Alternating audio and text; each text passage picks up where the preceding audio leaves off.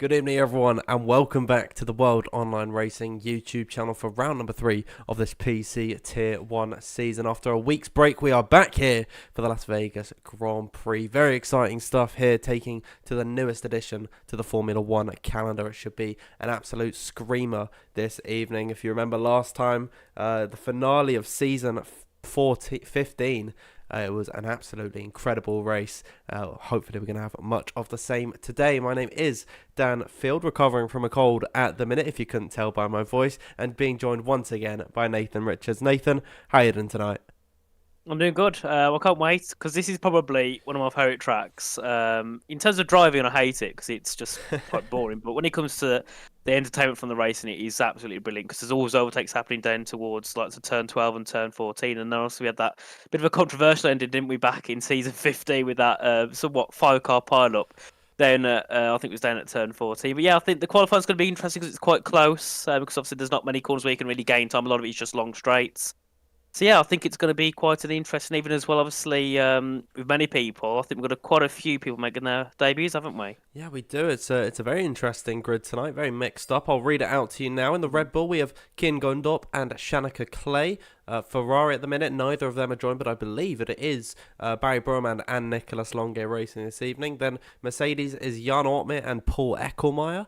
Alpine is Luke Smith and Philip Presnader. McLaren is Rishan Jacobs and Dylan Warren. Then Alfa Romeo is Kai Pearson, and his teammate for the evening hasn't joined yet. Then Aston Martin, it's Fabrizio Donoso and Duncan Hoffland. It's Jan Halliday in the Alfa Romeo. He's just joined now. Haas is Tamas Gao and Shimon Lekomsky. Then Alfa Tauri is Daniel Shelson and Istvan Pukki, and then Williams is Alvaro Carreton and Ishmael Fassi. So the normal lineup down at the Williams camp. We still have some of the heavy hitters on the grid this evening, but a lot of interesting names, which I'm very excited to see this evening. I believe Shimon Lekomsky is making his PC Tier 1 debut this evening. It's been a while since Paul Eckelmeyer also raced on the grandest stage. I'm pretty sure he's been racing in Tier 2 throughout this season, so it should be a very exciting Las Vegas Grand Prix. Before we head into qualifying, let's remind ourselves of the results of the British Grand Prix 2 weeks ago. Max Wiesel taking victory by 0.2 of a second after Joseph Loke won on circuit, but due to that 5-second time penalty, he lost out by 1/4 of a second. Jan Ortmeier finished in third for the second race running, and then Dylan Warren ended up in fourth. Fifth was Ismail Fassi, and 6th was Duncan Hoffland. Then Jake Benham 7th, 8th was Daniel Shelson, 9th Sander Van Dyken, and then rounding out the top 10 was Ika Boehner. And affecting the standings, it is Joseph Loke on top at the minute on 36 points, just 1 point clear of Ishmael Fassi in second. Jan Ortmeier running up in third, and then Max Wiesel with his first points of the season sits on 25 in fifth, just 1 point clear of his good friend Dylan Warren. And then there's a big gap between himself and Ika Boehner, who sits 6th on 11 points. Then Duncan Hoffland is in 7th on 9. Nicolas Longe, it's 8th for 8th. 8th for 8th, there we go. Jake Benham is 9th, joint on points with Ben Chabaconyi in 10th on 6. So coming into this race, Nathan, Joseph Loke leading the standings by just 1 point, but he's not racing here this evening. Yeah, it's a big show. It seems whenever I've obviously seen Joseph Loke over in Tier 2 last season, some over in PSG, and every time he's leading the championship, he can't make the next race, which is a big shame because he's had so many times to try and take a championship. He can never. I think he said to me once he's never won one because he's just not able to attend all races, which is a big shame because there's been many times where he deserves to win a championship in many different leagues. But I think it's good for Ishmael Fassi and Jan Ortmeier in the sense of if they can get a victory of P2 tonight, they'll easily take themselves into lead the standings and probably by quite a large margin because of how close they are to Joseph Loke. So I think with Joseph not being here, there's quite a lot to play for. But then again, it's Las Vegas. You never know. You could be on pole. You could end up finishing outside the top 10. It's such a weird track in the sense of, well, the DRS makes a lot of a difference, doesn't it? I think last season we saw people who were fourth in the DRS train leading the train in towards turn 14 because the overspeed you get down towards some of those heavy braking, it's mental. It's unbelievable. Yeah, I mean, this circuit can throw out some of the craziest races. Last time was, of course, the season finale in season 15. It was completely chaotic. And of course, it was climaxed by that incredible, 5-car crash or something. It was Nicolas Longe going into the back of Jarno, and then Jarno went into the back of Jake. Then Thomas got collected, and Ishmael Fassi was crashed out. So some really big names were caught out there. But hopefully we're going to see some more interesting races this time out. I mean, it was an incredible show in Season 15. Season 16, it can only get better. And if you just heard by the little dinging in your ear, you'll know that we are heading into Q1 now. Of course, 18 minutes for this session where the top 15 advance to Q2. The bottom 5 will get eliminated. I do believe that we are going to have a few drivers possibly starting outside the top 10. You can see the message pinned by WOR. Nicholas Longate and Barry Burman will be around for the race. Hence why there is 18 in qualifying. So yes, those two starting from the back of the order. We'll see what the Ferraris can do from last on the grid. Did they do that in the first couple of rounds? I'm sure I remember one of the teams started right from the back at the in the first 2 rounds. Was it Bahrain, where I think was it Ferrari and Ishmael Fassi started from the back? Because Ishmael ended up winning, didn't he, from like 16th on the grid? So yeah, it worked out for, I think it was Nicholas, wasn't it? He got himself quite high up. I think in Bahrain got himself about 10th. So it worked from last. We'll see what they're able to do tonight. But I think it's going to be a lot more difficult, isn't it, around a track like this? Because the DRS is just, if you're stuck in a train, you can't get anywhere with it, really. It's a very tricky circuit to get right. I'll bring us over to the game scene now where you can see it's a nice clear pitch black skies here in Las Vegas, and I don't need the tyres up, but you'll notice everyone is already going on to set the intermediates. The Ferraris, of course, all starting at the back. Istvan Pukki being a part of that Ferrari Esports team, also going to join his brothers in solidarity. So that's already 3 drivers that we know aren't making it to the next session. Nathan, we might not have any competition to see who's out of qualifying. Well, it's happened before, especially last season. We've got a few people going on track, but yeah, I think this is going to be yet again. There's going to be hardly any pressure on anyone going in towards this Q1 session, because obviously there will be some people going out onto track on intermediates, but you never know if they're just doing that run, then they'll go head back in and retire, because we've seen it happen multiple times before. So yeah, we'll see what happens at the end of Q1, but I think, you know, that makes it even more interesting going into Q2, because there's a lot more to play for, and it'll be kind of our first real qualifying session in terms of the bottom 5 dropping out. But if you're the 1 or 2 people that dropped out in Q1, I think it's always going to be so more shameful, because you know, it's especially when there's only one person that can drop out. We saw it happen. I think it was Louis Welch in Bahrain after setting a lap on the intermediates, thinking he'd get through, and then gets knocked out by about 3 seconds because the person ahead of him said, "Oh no, we're not going to set a time." Then they did at the end. I mean, I think Ishmael Fassi did his entire Q1 on a set of a hard compound of tyres. Didn't expect to make it into the next session, and Louis Welch just bottled it or something. He wasn't able to set a quicker lap, so fingers crossed nothing like that happens this evening, because with 3 drivers already to be confirmed starting at the back, should maybe give an opportunity to some of these drivers that don't get a taste of the top 10 all that often to really fight for a potential pole position. I'm looking to the names like Shimon Lekomsky, Kin Gondorp, Tamas Gell, all these guys who are sort of new to WOR Tier 1, who really can make an impact very early on. As you can see, Luke Smith heading his way through on this beautiful Las Vegas circuit. Of course, the real life race was at like 6 in the morning for you and I, Nathan. I didn't get up for it, but I heard it was a very great Grand Prix. Hopefully it's going to be much the same here. Yeah, well, it was actually worth it for once getting up at 5 AM to watch a race. So I actually really enjoyed it. There wasn't, if I remember, there wasn't much battling at the front, but further back it was quite a close race. But I think here they'll be battling all over the grid because it's a lot more equal. There's no, rocket ship cars here in F1 23. They're all the same spec cars. We've got a few people starting their laps. I believe it's one of the ALPs. That'll be Luke Smith headed down towards turn 1. I believe, if I'm not wrong, this might be Luke Smith's first race this season, I believe. I'm not too sure if I'm completely honest with you. It's gone in my memory. I've just been.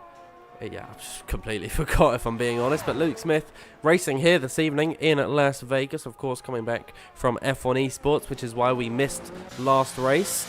See what happens then as he heads in this first sector. It gets very tricky down at turns number 6, 7 and 8, where you have to sort of turn whilst braking. Be careful not to ride over these cars. They really can kill your lap. Of course, Luke Smith, he's not really pushing too hard at the minute due to being on a set of the intermediates, then heading down this short little straight in towards this flat out right-hander, which will swing your way through this beautiful Las Vegas circuit. And of course, next up with the corner leading you on to the Las Vegas Strip as he clips the wall on the outside there. Be careful not to get some wing damage. But Luke Smith, yeah, doing very nice on this lap so far, keeping it out of the walls on a set of the intermediates. Very difficult to do as he opens up that DRS, heading down in towards this next corner at the end of the second sector. Nathan, this next braking zone, we're going to see plenty of overtakes today.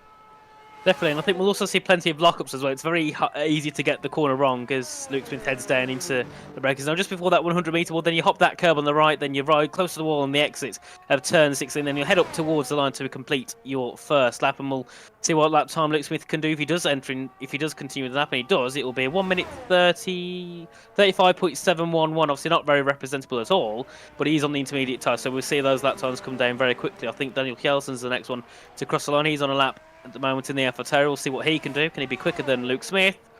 Yes, he will. A 35.622. Then we've got a few more cars coming through. Lots of Richard Jacobs, King Gondor, Kai Pearson. I think Jan Hade is also out on track somewhere. But yeah, obviously just getting everything settled in with all the setups and making sure everything's working correctly before they head out onto a set of soft tyres. So I think a track like this is the last place you want to waste a set of softs for qualifying.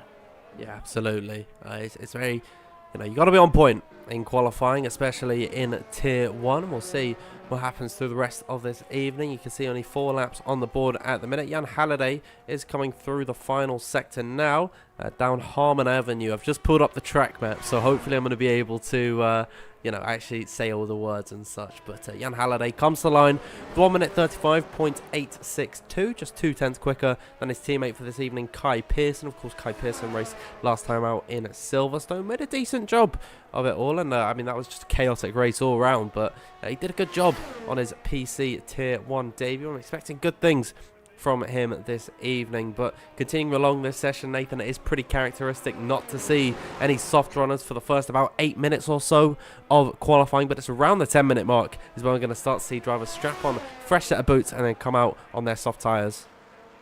Yeah, and obviously we've got Isfan Pook as well. He's going to be starting at the back along with Nicholas and Barry, so it's going to be all the 3 Ferraris at the back. Obviously, he's fancying an AlphaTauri because you can't get 3 Ferraris in the game, unfortunately. So they'll obviously obviously he's in a different car for tonight. But obviously that means everyone else behind him at the moment, so that's 10th, and has to set a lap at least. Otherwise, they will be knocked out by Isfan probably, and then we'll end up seeing what we saw with Ismail Fassi, where he ended up getting through to qualifying 2 when his intention was to be out in qualifying 1. And I believe also he was on the hards, but I think he was doing practice, wasn't he? And luckily, we've seen no one head out on hard tyres at the start of this session, so I don't think we'll see many people having to practice for the circuit in qualifying 1. Yeah, we should see a few drivers come into the pits now and then fit on a set of the soft compound of tyre. Rishan Jacobs, I believe, will be the first one alongside Daniel Shelson and Luke Smith, but it's only a matter of time before we get proper qualifying runs underway, as Alvaro Caraton, interestingly enough, he fitted on a set of the intermediates but didn't actually come out onto the circuit. It's something that we saw all of last game, where everybody would come out onto the circuit, but only a handful of drivers now actually choose to come out onto the circuit on a set of the intermediates. I wouldn't expect that they're going to need a set of the inters during the race today, but Nathan, that should certainly throw a few spanners into the works. But we're just watching Jan Halliday pit behind his teammate Kai Pearson for this evening. We'll see who's the first one out on track. Yeah, well, you say it might not rain, but I remember that I think it was one of the console races earlier this season. I think it was in WOR. Ended up having a wet race, and it was quite chaotic because not many drivers have a setup made for the wet, because you don't really expect it to rain in, I believe Las Vegas is in the middle of a desert. But yeah, it's F1 23. It's never that realistic, so we could see rain, and I doubt we will, but you never know what's going to happen. I do think we have someone heading out the track there with Duncan Hoffland on the soft tyre, so we'll see our first soft runs in this session. I think Duncan Hoffland is a driver we expect to get through to Q3. Well, I think he's definitely got the pace to get through to Q3 from his previous performances. I believe he's got quite a few points in the bag so far this season, so we'll see what he's able to do with his teammate tonight, Fabrizio Donoso. I believe Fabrizio's making his debut here in WR this season. Yet again, another driver we should get to see in Q3, so I think definitely a double points is on the board for Aston Martin tonight. If not, I'd be very surprised. Yeah, absolutely. Duncan Hoffland and Fabrizio Donoso, both drivers with bags of talent, and should definitely have a good showing this evening. As a Haas following behind on circuit as well. That's Tamas Gal, of course, really impressing last time out in Silverstone. We'll see if we're going to have some more of his qualifying prowess on show this evening. Multiple drivers now out on circuit. They're all heading down Koval lane now, but it is Duncan Hoffland the furthest along by quite some margin on his outlap. Maybe he'll back off and get closer to everyone, but I think he's going to be happy to be living in the lavish, clear air of Las Vegas. And whilst these outlaps are beginning, we've got 677 people watching at the minute. Of course, we are World Online Racing, so please do let us know from where in the world you are watching. Of course, both myself and Nathan residing in the United Kingdom, but we know that we have viewers from all over the planet, from all of the continent, so please let us know where you are watching from, and we will read out some of your responses. We had some great ones last time out in Silverstone. It's just really fun to see as well where everyone is from. I'm waiting for the responses to pop up on my screen. We got someone from Puerto Rico, Princeton, New Jersey, Orlando Beach in Florida. We got Girona in Spain, Bosnia as well. Crispy, I'm not too sure. Crispy's from Bosnia, Stockton, England, Lithuania. We got someone from Poland as well, Atlanta, Georgia, all over the world. A lot of people actually watching from Las Vegas this evening, Nathan. Not from Las Vegas, but from the United States, and it's quite fitting that we're in Las Vegas. It is, yeah. I think we all see quite a few people watching from the US, and, well, a lot of them like to have a lot of US racing. Myself, I don't like to have so many US Grand Prix, but I think this is probably, surprisingly, a decent track. Miami, I don't like it at all, but this circuit, I think, going into the season in 2023, we thought, oh, it's going to be, it's not going to be very good. But actually, probably, I think it was actually rated officially the second best race of the season, following after Zandvoort, which I don't think anyone expected. I think it's a beautiful track on the game. Not to drive, but to watch. It is, it's got to be, I think, last season's race has got to be probably one of my favourites, I think, out of the F1 23 game, because it was absolutely action-packed the whole way. There was no dull moments. It was always battling at the front, there was battling in the midfield, battling also at the back. But when you've got so many people close together, you could be battling for 17th. In the end, that could be battling for 10th, because of how close the field is. When it comes to pit stops, undercuts, overcuts, it also makes it very interesting. So I think we're in for a really great race, and also a great qualifying. Probably more qualifying when we get to Q2, because Q1's going to be a bit dull, with the fact we've only got two people technically going next to Sampuka retired at the start. But I think we have got Duncan Hoffland on his lap. He's heading down the boulevard now towards turn 14. I didn't see what he did in that first set. We'll see shortly what he did in that second set once he opens that DRS, which, considering it's quite a long straight, there's not that much DRS all the way down, probably for the better, especially in the race. In the qualifying, I'd rather it be a little bit longer, but in the race, I think it's definitely fine to have just a short run. In 109.333 for the first and second sector split for Duncan Hoffland. He heads down in towards the regular turn 14. And on the exit, Nabawa heads down now towards the line. We'll see what he can do as he comes through the final corner very shortly, which is yet again another long run up towards that start-finish straight. And we'll see what the first lap time of the session will be on the softs at 1:31.008. Very nice lap time from Duncan Hoffland. I believe we also have Tamas Gell, who will be next across the line. Yep, that's the benchmarker set down by Duncan Hoffland. Tamas Gell, though, purple in that second sector, so quicker than Duncan Hoffland at the minute on this lap. Tamas Gell is very much known for his qualifying skill. We'll see if that is going to be able to translate here in Las Vegas, heading up towards the line through this final left at turn at number 17 to cross the line. That's the first 1:30 of the night, a 1:30.686, blowing Duncan Hoffland's time out of the water. An incredible lap from him there. We'll see if we can find someone coming through the final couple of corners. Shanika Clay at the minute is heading in towards the final sector now. We'll keep up with him. Shimon Lakomsky on debut this evening, coming back into the pit lane, unfortunately. We've got Kai Pearson next up to the line. Then we got Paul Eckelmeyer in at the Mercedes, filling in for Jake Benham. It's P7 for Paul at the minute. Let's go back to Shanika Clay as Philip Presley has just come across the line with a decent enough time to get himself into fourth position. Alvaro Caraton will get onto the front row at the minute. Then Shanika comes to the line with a 1:30.902, just ever so slightly quicker than his teammate for this evening. Dylan Warren is heading on a lap at the minute. He might have actually invalidated that run. It didn't look very quick either way, but there is the first laps over and done with. We didn't see Jarno Opmeer come out onto the circuit, so very interesting to see what the Flying Dutchman strategy is with just 5 minutes left to go in this session.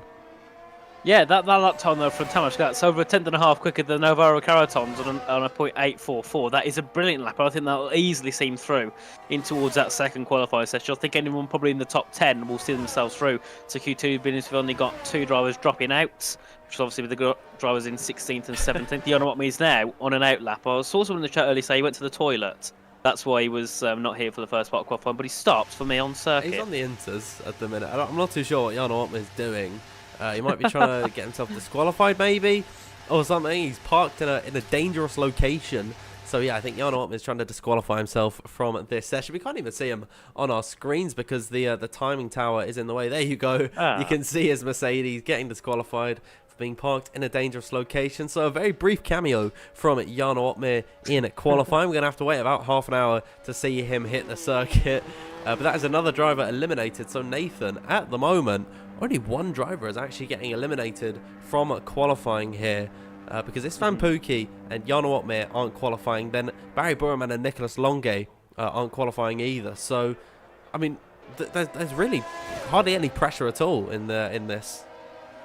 Yeah, well, if you're definitely in the top 10, I think if you're below, that's like Daniel, Paul, Luke, and Jan. I think they'll have a bit more pressure on the backs, and also Shimon and Dylan, who haven't set lap times. I believe Shimon Lekomsky did have a lap, but he went back into pits at the end of it, so I think he must have let off, and Dylan as well let off there in that first sector. So they've got to at least get themselves a lap time on the board to get them out of that drop zone.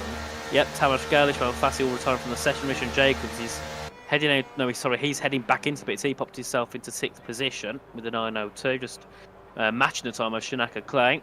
So I think it'll be a little bit of an anticlimactic ending for some. And like so, Shimon and Dylan, they'll definitely want to get themselves a decent lap in the end of qualifying. Shimon's now just heading onto track. At the moment, Jan Hurd, I believe, is just heading back into the pit. So I think he'll then head back out onto circuit as well with a new set of soft tyres.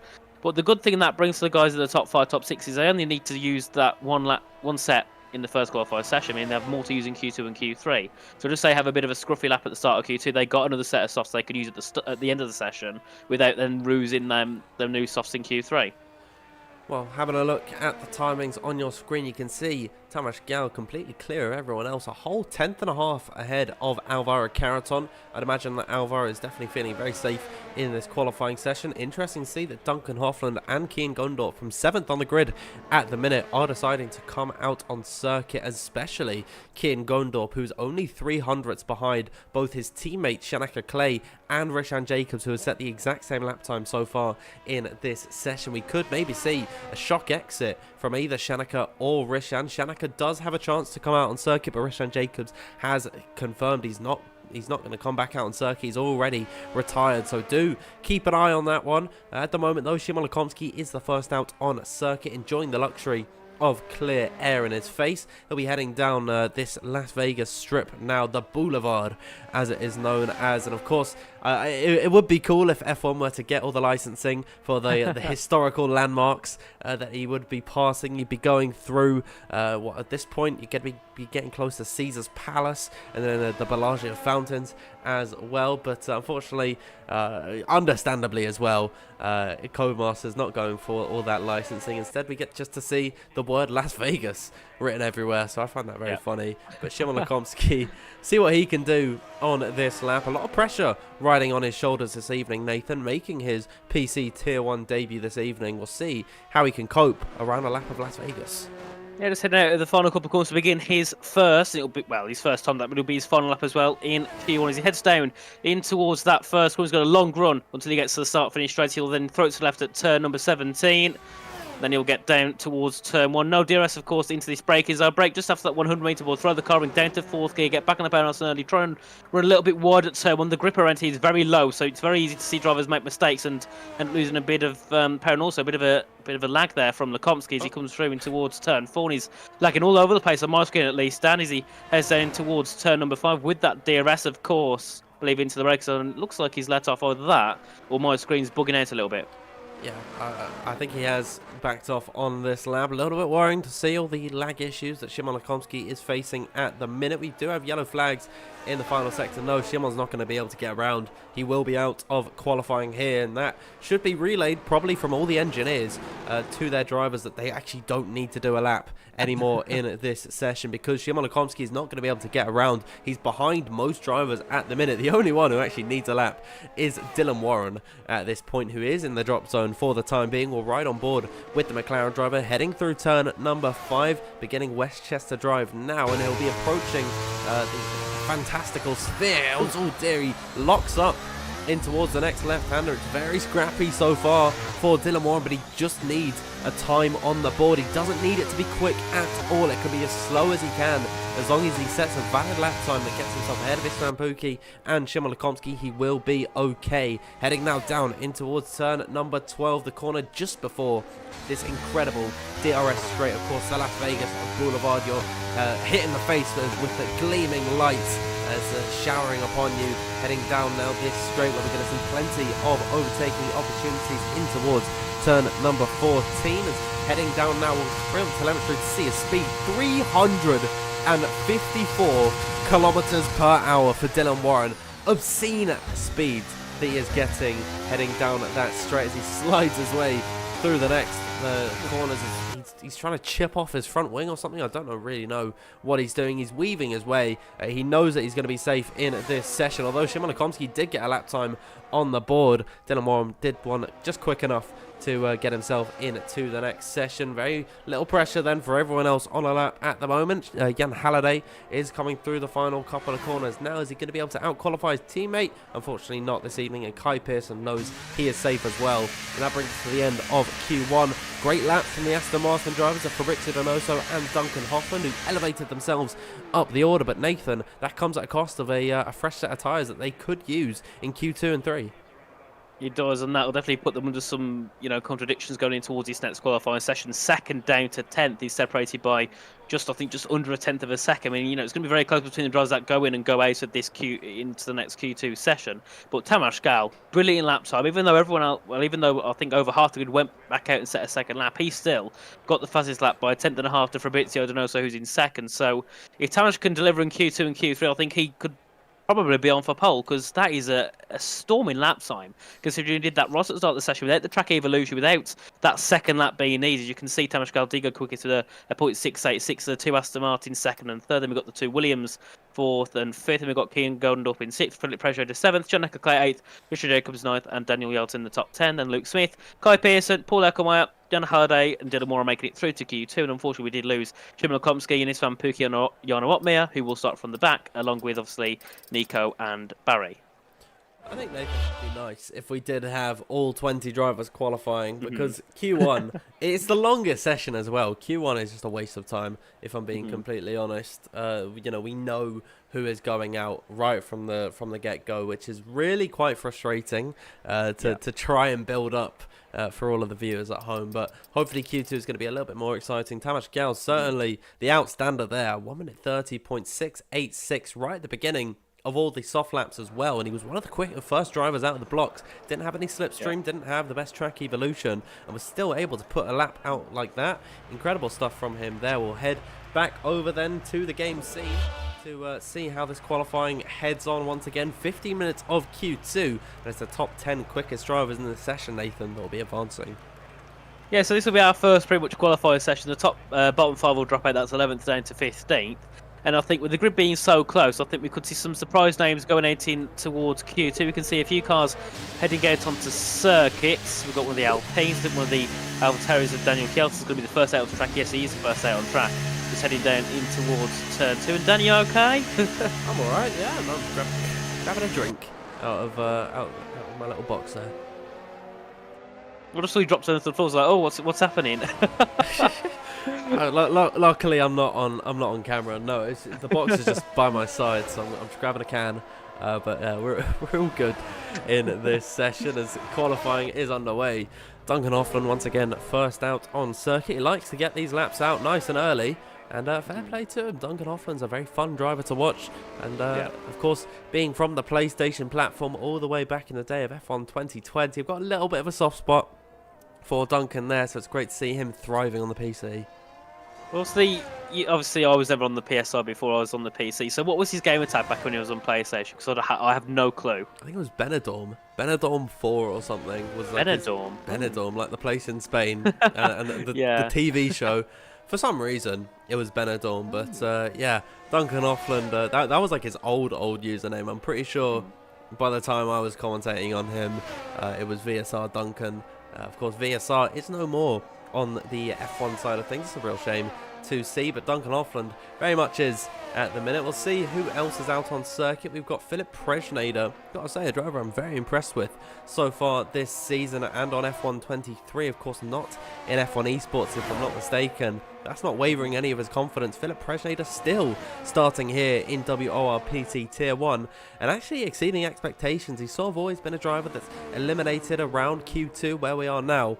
But in recent weeks, Nathan, he's been getting himself into the final parts of qualifying. It's just that end product in the race, which I'd really like to see from Philip. He is heading down to begin his lap now, but we'll see what happens as he starts it. Yeah, well, obviously not being in esports this season, unfortunately for Philip, maybe that gives him a little bit, more confidence. He hasn't got as much pressure laid onto him, so he can perform better, obviously, in the likes of WR and PS. So just heading through now in towards turns 3 and 4. Long right-handed now with a small dose of DRS in towards turns number 5, and we'll see what it can do in towards this braking zone. Breaking around that 100-meter board, throw the car to the right, trying to hit the wall on the exit. It's a very horrible wall to hit. We see many people become victim to that wall. He heads round now towards turns 6, 7, 8 at the chicane, which is very horrible. It's a blind chicane with no braking boards at all, so it's all down to your guess and your visuals. It's a very horrible chicane. We see many people as well lock up and go straight and hit that wall on the entry. Then you come through in towards turn 9, back to the left, then you'll head down in towards turns 10, 11. Sweep to the right, then it'll be a sweep to the left before you hit the braking zone at turn 12. We'll see what he does here. It's again braking just after that 100-meter marker. Throw it to the inside, get back on the penalty early as you head down the Las Vegas Boulevard, the Las Vegas Strip, down in towards turn 14. It's very weird to this road so empty. When it's not in Formula 1, it's a very busy, long strip. So yes, it's it's a bit different for the civilians that live here to see an empty boulevard with some fast 200-mile-an-hour cars heading down them.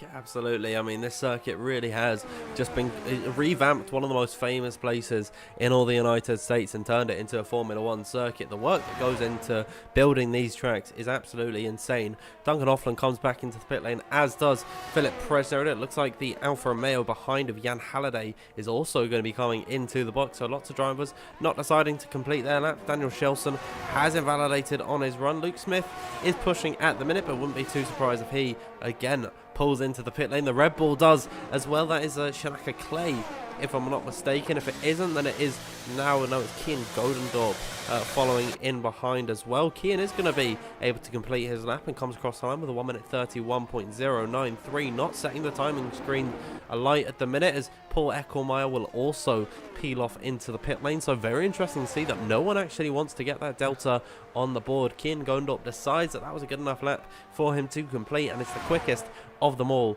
But of course, he's the only driver who's actually set a lap at the minute. I'd imagine in the next 5 or so minutes that is going to change drastically. We'll see how this session pans out with 10 minutes to go. Yeah, I think it's quite weird. I don't understand why the drivers do that in Q2. I've seen it. It never really happened on last game, but going into this game, I saw it quite often that drivers would just go back into pits after their first lap in Q2. I thought they would have at least wanted to get themselves a delta time on the board. They haven't really got to do much testing in this session because they did all that in Q1 with their equipment. So yeah, I find it a bit weird. But obviously there must be some reason, because they all, apart from King Godendorp, did do it. I'm just on board now with the belief Shinaka Ishmael Fassi is first out on circuit to begin the. Was it Shinaka? Okay, I can't tell. I don't know who's on track. I think is it King Godendorp? Yes, it is King Godendorp. There we are. I'm getting mixed up a little bit too much. Right, Ishmael Fassi. There we are. Heading towards turn 5. We'll be the first one to set. Well, be the second one to set a lap time in this Q2 session. Everyone on track bar, I think 4 drivers, now being 3, now 2. Obviously, we'll see Dylan Moore get out soon, but hopefully Dylan can get himself through to Q2, because he did have a bit of a scrappy Q1, didn't he? Had an invalidation, then also hit the wall in towards turn 6. It's not looking too good for the McLaren driver at all, is it? Yeah, we'll see what happens with Dylan Warren, the only driver not out on circuit. He is peeling out the pit lane now. We are watching Ishmael Fassi, who by the end of this race could very well be the championship leader. Of course, Joseph Loke is leading the way, but is not racing here this evening. Unfortunately, wasn't able to make it tonight. So Ishmael Fassi just sitting 1 point back from the GB3 driver. We'll see if he is able to make a difference, have a good showing today, and then come out with the championship lead. But of course, if Jan Ortmeier has a good result as well, it's been 2 third places in a row for the Flying Dutchman. See if that ends out well for him this evening. So a lot of stories, a lot of narratives going along at the minute, but it seems like Ishmael Fassi, being this rising star in the F1 Esports scene, that seems to be the main focus of this evening. He's heading down now the Las Vegas Boulevard at possibly one of the slowest speeds we're ever going to see through here. Even that, it's 150 kilometers per hour. It's incredible how slow these Formula 1 cars look when they're actually going so fast, because we're just so used to them flying past on our screens, but that is not the case here this evening. Now foot flat to the floor for Ismail Fassi to get this lap underway. We'll see what he can do. Of course, winning round number 1 in Bahrain. He flies his way through turn number 17 to get this lap started, heading in towards turn number 1, where it's very windy in this first part of the lap. Inches away from the wall, but never touching them. Off the exit, then foot flat to the floor, and DRS wide open for Ismail Fassi, keeping the car as straight as possible, but ever so slightly drifting to the left. Heavy braking in towards turn number 5 now, but Ismail Fassi doing an amazing job to carry all the speed through here. Now towards a tricky turn number 6, where you lock up and almost hit the wall, riding over the curbs, just abusing them at the minute in his Williams F1 car. Now off the exit of turn number 9 and down Sands Avenue, where it's completely flat through this windy little straight in towards turn number 11 and 12 now.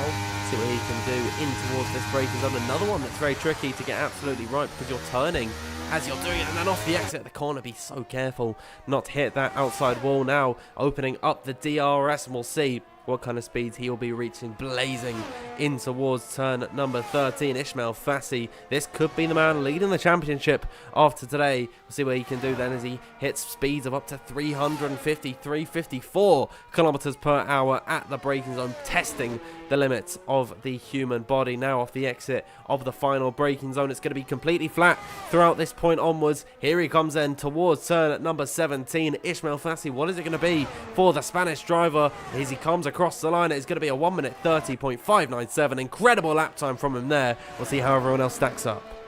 Yeah, it's a very nice lap there from Ismail Fassi. Fastest lap we've seen out of Q1 and Q2. We've got a few more cars coming through. Duncan Hoffland pops himself into second. We'll see his teammate Fabrizio Donoso pop himself into third, 10th back from Duncan. We've got Jan Hade as well heading through with Alvaro Caraton. Goes into third position. Where can Jan go? He will go into fourth, just ahead of Fabrizio, a little bit behind Alvaro Caraton as well, only by half tenths. Tamas Gal yet again to the top of the timings with a .533. We'll see if anyone can beat that time here in Q2. We've got Daniel Kjelsen going up into sixth. Janaka Clay takes that sixth position away from Daniel, just 1,000th back from Jan Hade. Luke Smith goes along. He goes fourth fastest. What about Philip Pressure? He's invalidated on his lap time, so he won't set that lap on this occasion. As that's, I think, Paul Lecomar going into 12th position. Right, Dylan Warren. He's also got Kai Pearce as well on a lap time. Kai just coming through towards turn 10. I believe he's let off his lap. What about Dylan Warren? As he let off his lap, he also, I think, has. He's only got about 30% batteries down at turn number 6.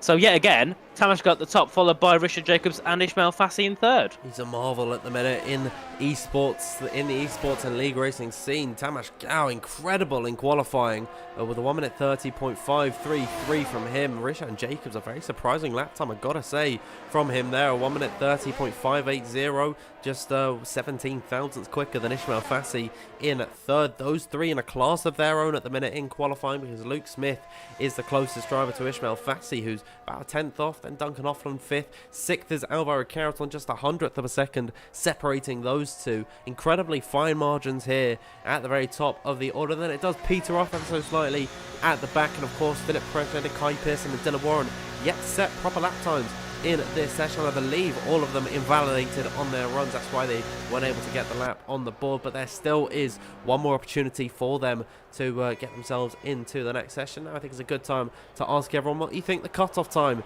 is going to be. Currently, what saves you in this session is a 1 minute 30.855, but with how competitive this grid is, Nathan, I'd imagine we can see a lot lower gaps come the end of this session. Yeah, I think it'll probably be, personally, I think around a point mid-7, so around where Jan Hade is, but obviously we'll see if that, if it's larger or smaller to that time. Yeah, I think all those probably fourth down probably want to head out. I think the top three are safe on their .5s, but I think if you're Luke Smith down, you probably want to head back out onto track to get that final running. Never know how big the evolution is around this track. So I think, we could see many people, like Luke Smith, drop down to outside that top 10, because he's only 6 places away from the drop zone, which isn't that much at all, considering the person who's in 10th is only 10th and a half, away, which is, just say, lots of Kian, Fabrizio, Daniel, who got them .8. If they made one mistake that lost them 2 tenths, they could easily be ahead of the lap time of Luke. So, you never know what people did on their laps. for reasons why they're so far down. King Godup goes second. Brilliant up there from the Red Bull. That puts Fabrizio Donoso into the drop zone, which is one of the worst places you want to be. I think Fabrizio, along with Dylan Warren, are two we don't expect to see down in that Q2 drop zone. So yeah, I think it's a lot of pressure now on Fabrizio to get himself out of Q2. Great stuff then from Kian Gondorp, a 1:30.559. It comes close, but not close enough to Tamas Gal, who looks to be topping this session. And once again, Duncan Hoffman out on circuit, as well as Tamas Gal. We got to watch this man over the course of one lap, because he completely blitzed everyone out of the water in Q1, Q2. It seemingly is the same story, although everyone has caught up to him ever so slightly. See if that is going to increase or decrease come the end of this Q2 session, with just about 2.5 minutes left to go at the minute. Everyone is piling on to the circuit. I believe it's all 15 runners going to come out on circuit. Kian Gondorp might not be able to actually get in and you know, do another lap, as Ishmael Fassi getting a 5-place grid penalty for blocking, so we will have lobby restart come the end of this one. Rishan Jacobs, the only driver then not out on circuit, and with everyone in behind out on track. Nathan, surely that's going to be worrying for you. It could be. I'm surprised that Tamas Gal's gone out. I thought he'd be safe on that 0.5. I thought it'd be the 0.7s and down he'd have to go out, but no, I think the 0.5s aren't safe enough to get themselves through towards Q3. Richard Jacobs has retired on that 0.580 in the pit lane, so everyone else is on circuit. I think King Gondorp will probably head back into the pits, so he'll not complete on a lap in this session, as he hasn't got enough time to get back into pits and get back out, as there's only 1 minute and 44 left to go. So it will be, I think, Duncan Hoffland who'll be out first. Yes, it will be Duncan Hoffland out first, ahead of Tamas Gal. And we've got the Alpine behind, which I think is Philip Pressured, who obviously hasn't got a lap time this session, so he's got a lot of pressure on him to get himself out in towards Q3. Kai Pearson also without a lap time, and Dylan Warren as well. So Dylan did leap to the last minute back in Q2, where he hit Q1, sorry, where he hit that wall. Then into turn 6, with the grid being a lot closer now into Q2, in the end of Q2. I don't think he's really got, I don't really think he can afford to hit that wall again, can he? Because he could lose crucial time, which, half a tenth could be enough to knock him out. Yeah, absolutely. With how tight it is at the minute, anyone really can be eliminated from this session, and definitely Tamas Gal coming out when he's been so dominant in qualifying so far. It's going to be a worry for everyone who is in behind, especially King Gondorp and Rishan Jacobs, who are both retired from this session. We will watch the Hungarian driver head out onto the circuit. Of course, Hungary has been known to have some of the best esports drivers in history. Danny Beresney, a 2-time Constructors champion with 2 different teams, and Ben Jabberconny, who's been a part of the league racing scene on the PC side of things for so long at this point. League racing heritage is the Hungarians, and Tamas Gal is no exception to that. This man really is coming out strong here in WOR PC Tier 1 this season. Topping Q1, will it be the same story in Q2 as he heads in this second sector, sliding the car, completely throwing it into this second part of the lap. Then off the exit of turn number 9, inches away from the wall, and then coming towards the end of this first sector, he's down ever so slightly on his lap, but it's still 2 sectors to go. He can find some improvements. It's mostly straight in this sector, so this exit is absolutely crucial for him. Sliding the wheel ever so slightly off the exit of that corner, then coming down this straight and opening up that DRS about halfway down. Almost it is coming towards the end of the second sector. Duncan Hoffland is on a run just ahead of him. The clock has struck 0. No new laps can be started from this point onwards. Tamas Gal still down on his lap. He's set almost an identical second sector here, so it's not really looking up at the minute for him, but if he's able to find some time in the final sector, we could see an improvement from him there. We'll come towards Duncan Hoffland, who's about to cross the line now. Will he find an improvement? Indeed he will, and he'll jump himself ahead of Luke Smith, just behind Ishmael Fassi by a couple of tenths. Tamas Gal will come into the pit lane. We'll check in on Ishmael Fassi a bit later on his lap. Philip Pressured has come to the line, just jumped ahead of Luke Smith. A decent enough effort from him there. Shanika Clay is next up to the line. A great time to get himself into P2, just behind Tamas Gal. Dylan Warren next up to cross the line in the drop zone, and unfortunately will stay there. What about Fabrizio Donoso finding decent improvements, and to the top of the order, being quickest in Q2 for the time being. Ishmael Fassi looking like he was on a good lap, but unfortunately invalid on that attempt. Daniel Shelton and Paul Eckelmeyer, they can both see themselves out of this session. Alvaro Caraton and Jan Halliday eliminated. Eckelmeyer couldn't set a good enough time to get himself out of this session. Neither can Daniel Shelton. The pair of them out of qualifying, and both of the Alpines will live to fight another day, but it is now Fabrizio Donoso, quickest in Q2. Tamas Gal being beaten out by just 8 thousandths of a second. Shanika Clay also 15 thousandths off the top spot. Look at how incredibly close this session is, Nathan. Well, Philip, Luke, and Alvaro were separated by 2 thousandths of a second. Big shame for Alvaro Caraton to be knocked out by 1 thousandth of a second. He did a 6.41. Luke Smith did a 6.40, and Philip Pressure did a 6.39. But the gaps now, the top 10 separated by just over a tenth of a second. The top 15 separated by just under 4 tenths of a second. Big shame for Dylan Warren, though, to be knocked out in Q2, but Alvaro Caraton, I think, for me, is probably the biggest surprise. Obviously, part of the Williams Esports team. Big shame to see him out in Q2. But you know, it gives the likes of Kai Pearce and Richard Jacobs, who we don't always see here in WR, a bit more chance at the top and see if they can possibly fight for pole position. Yeah, we'll see how this qualifying session ends out then. We've got 12 minutes of Q3, and here are your contenders: Aston Martin, Fabrizio Donoso and Duncan Hoffland. Red Bull is Shanika Clay and Kian Godendorp. Then Alpine is Philip Presnader and Luke Smith. These teams being able to get both their drivers into Q3 can both be a blessing and a curse. Of course, it's great to have both runners at the front of the order, but of course, being so close to one another, a shock safety car or something really can ruin one driver, just based on the fact that you can't double stack on this game. McLaren have Richard and Jacobs in this session. Dylan Warren, of course, being eliminated in Q2. Kai Pearson as well. His teammate Jan Halliday was eliminated in that last session. Ismail Fassi lost Alvaro Caraton, who was 11th by the end, and then Tamas Gal, the lone Haas in this session. I'm trying to think. It was Shimon Lekomsky, his teammate for this evening. Of course, Shimon got eliminated right at the beginning in Q1. Was that unlucky one driver to get knocked out of this session. We'll see one of these 10 drivers on pole position. Now is the time to predict who that driver is. Nathan, who are you going for? Normally, I'll go for the driver that's quickest in Q1, Q2, so I would have gone Tamas, but I'm going to go for someone different. I'm going to go for Fabrizio Donoso. Even though we'll ignore his quicker in Q2, I forgot about that. Tamas Gal was pretty much, at the same time. But yeah, I'll go for Fabrizio Donoso. It's his first race here this season. He's a driver I enjoy watching a lot and qualifying in the race. So yeah, I think he deserves it. I think he can definitely complete it. But it's going to be close because there's so many people that have the capability to do so. You've got lots of Luke Smith, Tamas Gal, Ishmael Fassi have also been showing lots of pace so far in Q1 and Q2. But I think it'd also be nice to see a bit of an underdog. Lots of Kian, Kyle, Risha get themselves onto pole, but like I said, it's that close anyone could take at this point. I don't think anyone is out to the loop at all. So we'll see what happens in Q3. Obviously, I think most drivers have probably got 2 or 3 new sets to use in this session. Some of the drivers that might have had to fight a bit more to get out of Q1 and Q2 might only have 1. That could put them at a bit of a disadvantage, but we'll see what happens. But I think most of them probably have got at least 2 sets to use in this Q3 session.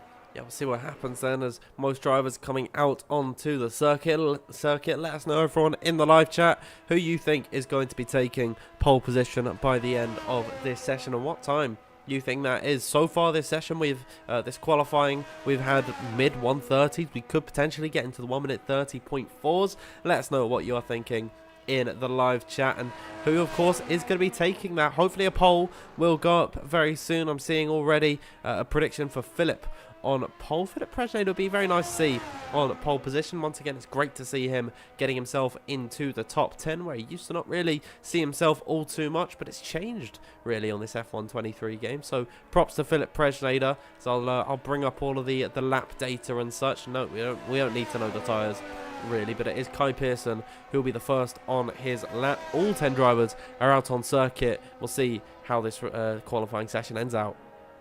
Yeah, you'll probably have 2 runs. Some drivers, if they make a mistake on this first run, can run back into pit to get themselves, and they'll do 3 runs technically. But I think, most drivers will just see 2 runs from them. All Kai Pearson just slowing down as he heads down in towards turn 14. Tamas Gal's closing in quickly, so we'll see if maybe he wants to make the jump on the Alfa Romeo, but I think he's a little bit too far back to do so at the moment. So Kai will definitely be the first to start lap. He's now speeding the car up as he heads down towards turn number 14 to begin his first lap of this Q3 session, the first lap of the Q3 session out of turn 16 on the power as he heads down up towards turn 17 and the start-finish line to begin a lap peel. With his foot to the floor, no DRS of course down this whole section at all, so it's all relying on the engine power as you're heading towards a break, turn 1 break just after that 100-meter board. Throw the car in down to 3rd or 4th gear depending on what is your liking, then you'll get back on the power. Be careful, there's a lot of low grip through this first part of the track as you want to try and run one on the exit of turn 4, get a nice run down in towards turn number 5, break around the 100-metre board down into this section, get yourself on the brakes down to around 3rd gear normally as you head into the braking zone. Down to 4 Kai Pearson, get back on the penalty as you come through. Try not to hit the wall on the left, and then now try not to hit the wall on the right as you're heading towards the brakes at turn number 6. Throw the car in, use the curbs for rotation as you head through. Get on the power as much as you can, try and carry his maximum speed through these next 3 corners in towards turn 9 chicane. You can see a little bit slow there from Kai, but gets on the penalty nice and on the exit as he heads through. In towards turns 10 11, back to the right, then you'll go back to the left before hitting the braking zone at turn 12. Getting around 100 metres from the corner, you'll summon to the brakes down to around 4th gear, get back on the pedal, try not to hit the one on the exit at turn 12. You know, head down the Las Vegas Strip, the Las Vegas Boulevard with that DRS, which will be activated around halfway down the straight, just after the bit of a kink at turn 13. You'll get that DRS activated, and you'll fly all the way down in towards that 14th braking zone. You normally see around 350 kilometers an hour in towards the breakers, and we'll see what Kai manages to do. 351, 353. So it'll be 353 maximum for Kai as he heads in towards turn 14. Then yet again, bounce the curb on the right, get back on suppose you come through out at turn 16, down very shortly before you head in towards turn 17. We'll see what the first lap time of this session will be from Kai Pearce as he heads through the final left before finishing this first lap. What will it be for the Alfa Romeo? It will be a 1 minute 30.703. Is that going to be enough for pole position? Doesn't seem like it at the moment. Here comes Tamas Gal up towards the line. 1 minute 30.307, blowing out every time we've seen thus far in this session out of the water. A great lap from him there. Kian Gondorp will be next up to the line. Duncan Hoffland set a 1 minute 30.885. Here comes Kian Gondorp up next. A brilliant 1 minute 30.479, but it's not enough to get through on Tamas Gal. Philip Presnader tries and gets closer, but not close enough to Tamas, the lone driver, on a 1 minute 30.3 so far. Rishan Jacobs, can he change that in this session? A 1 minute 30.566 from him. A decent effort. Here comes Fabrizio Donoso, unfortunately invalid on his attempt. It wasn't going to be a very good one at that. What about Ishmael Fassi? Doesn't seem to be very quick at the minute through the first and second sector. The recover time in sector 3, not quite. It's only P6 for now. What about Luke Smith, who's also invalidated on his attempt? So come to the end of the first runs of qualifying. Tamas Gal immediately out of the blocks once again is in a fantastic position to challenge for pole position by the end of this session. A whole tenth and a bit clear of Philip Presnader, almost a tenth and a half clear of everyone else, similar to what we saw in Q1. So great stuff from the Hungarian driver, putting himself in a good position to maybe be a candidate to win this race. Yeah, again, Tamas Gal showing some beautiful pace. I think we saw it back in Bahrain where he took pole position yet again by quite a margin to the rest, because, you know, in qualifying that 1 lap pace, he's perfect. Sometimes he does lack a little bit with pressure in that main 50% race, but hopefully today maybe we've been on that pole position again, it can give him a bit more confidence going into the race. But we know sometimes it can be a bit of an issue starting on pole around this circuit because of the DRS being that strong. If you start on first, you're not going to get DRS. The 1 second, third, fourth, all the way in the DRS train will get DRS, and you can just be blitzed down that first round. You can lose 2, 3 or 4 positions depending on obviously what your setup is. So it could be good, it could also be bad for Tamas Gal depending on how he gets off the line once we start the race. But a big shame for Fabrizio Donoso and Luke Smith, 2 of the quickest drivers in this Q3, not to get a first lap time set. Luke did, was on a decent time, but I think he invalidated somewhere on the final sector, so obviously lost that lap time. Fabrizio Donoso also made a mistake on his lap, so they'll head back into the pits and get themselves a new fresh set of tyres on so they can head back out onto track 2, complete, which will be probably their only run at the end of this Q3 session. Kai Pearson currently sitting in 7th position ahead of Duncan Hoffland. Must have been used tyres for Duncan, because it's quite a shame, quite a surprise to see him down on a .885 considering pole's 5.5 tenths away. But I think Tamas Gal, if he can just get a decent final lap in, I think he's probably got this covered, because a 10.5 in Q3 is quite a lot of time to gain, isn't it, on a lap?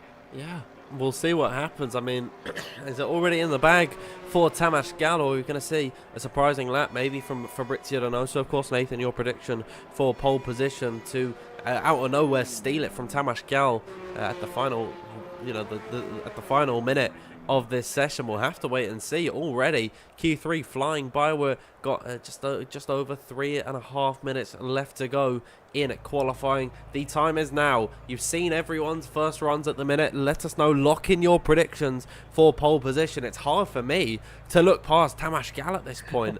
I mean, it's really difficult to go with someone else. I don't really like going for the obvious option. And I'm not going to go for it today. I'll say Ismail Fassi to take pole position from 6th at the minute on a 1 minute 30.656. But I'm assuming that's not Ismail Fassi's full potential here this evening. As now, Nathan, we are beginning to see drivers come out of the pit lane to begin their final runs of qualifying.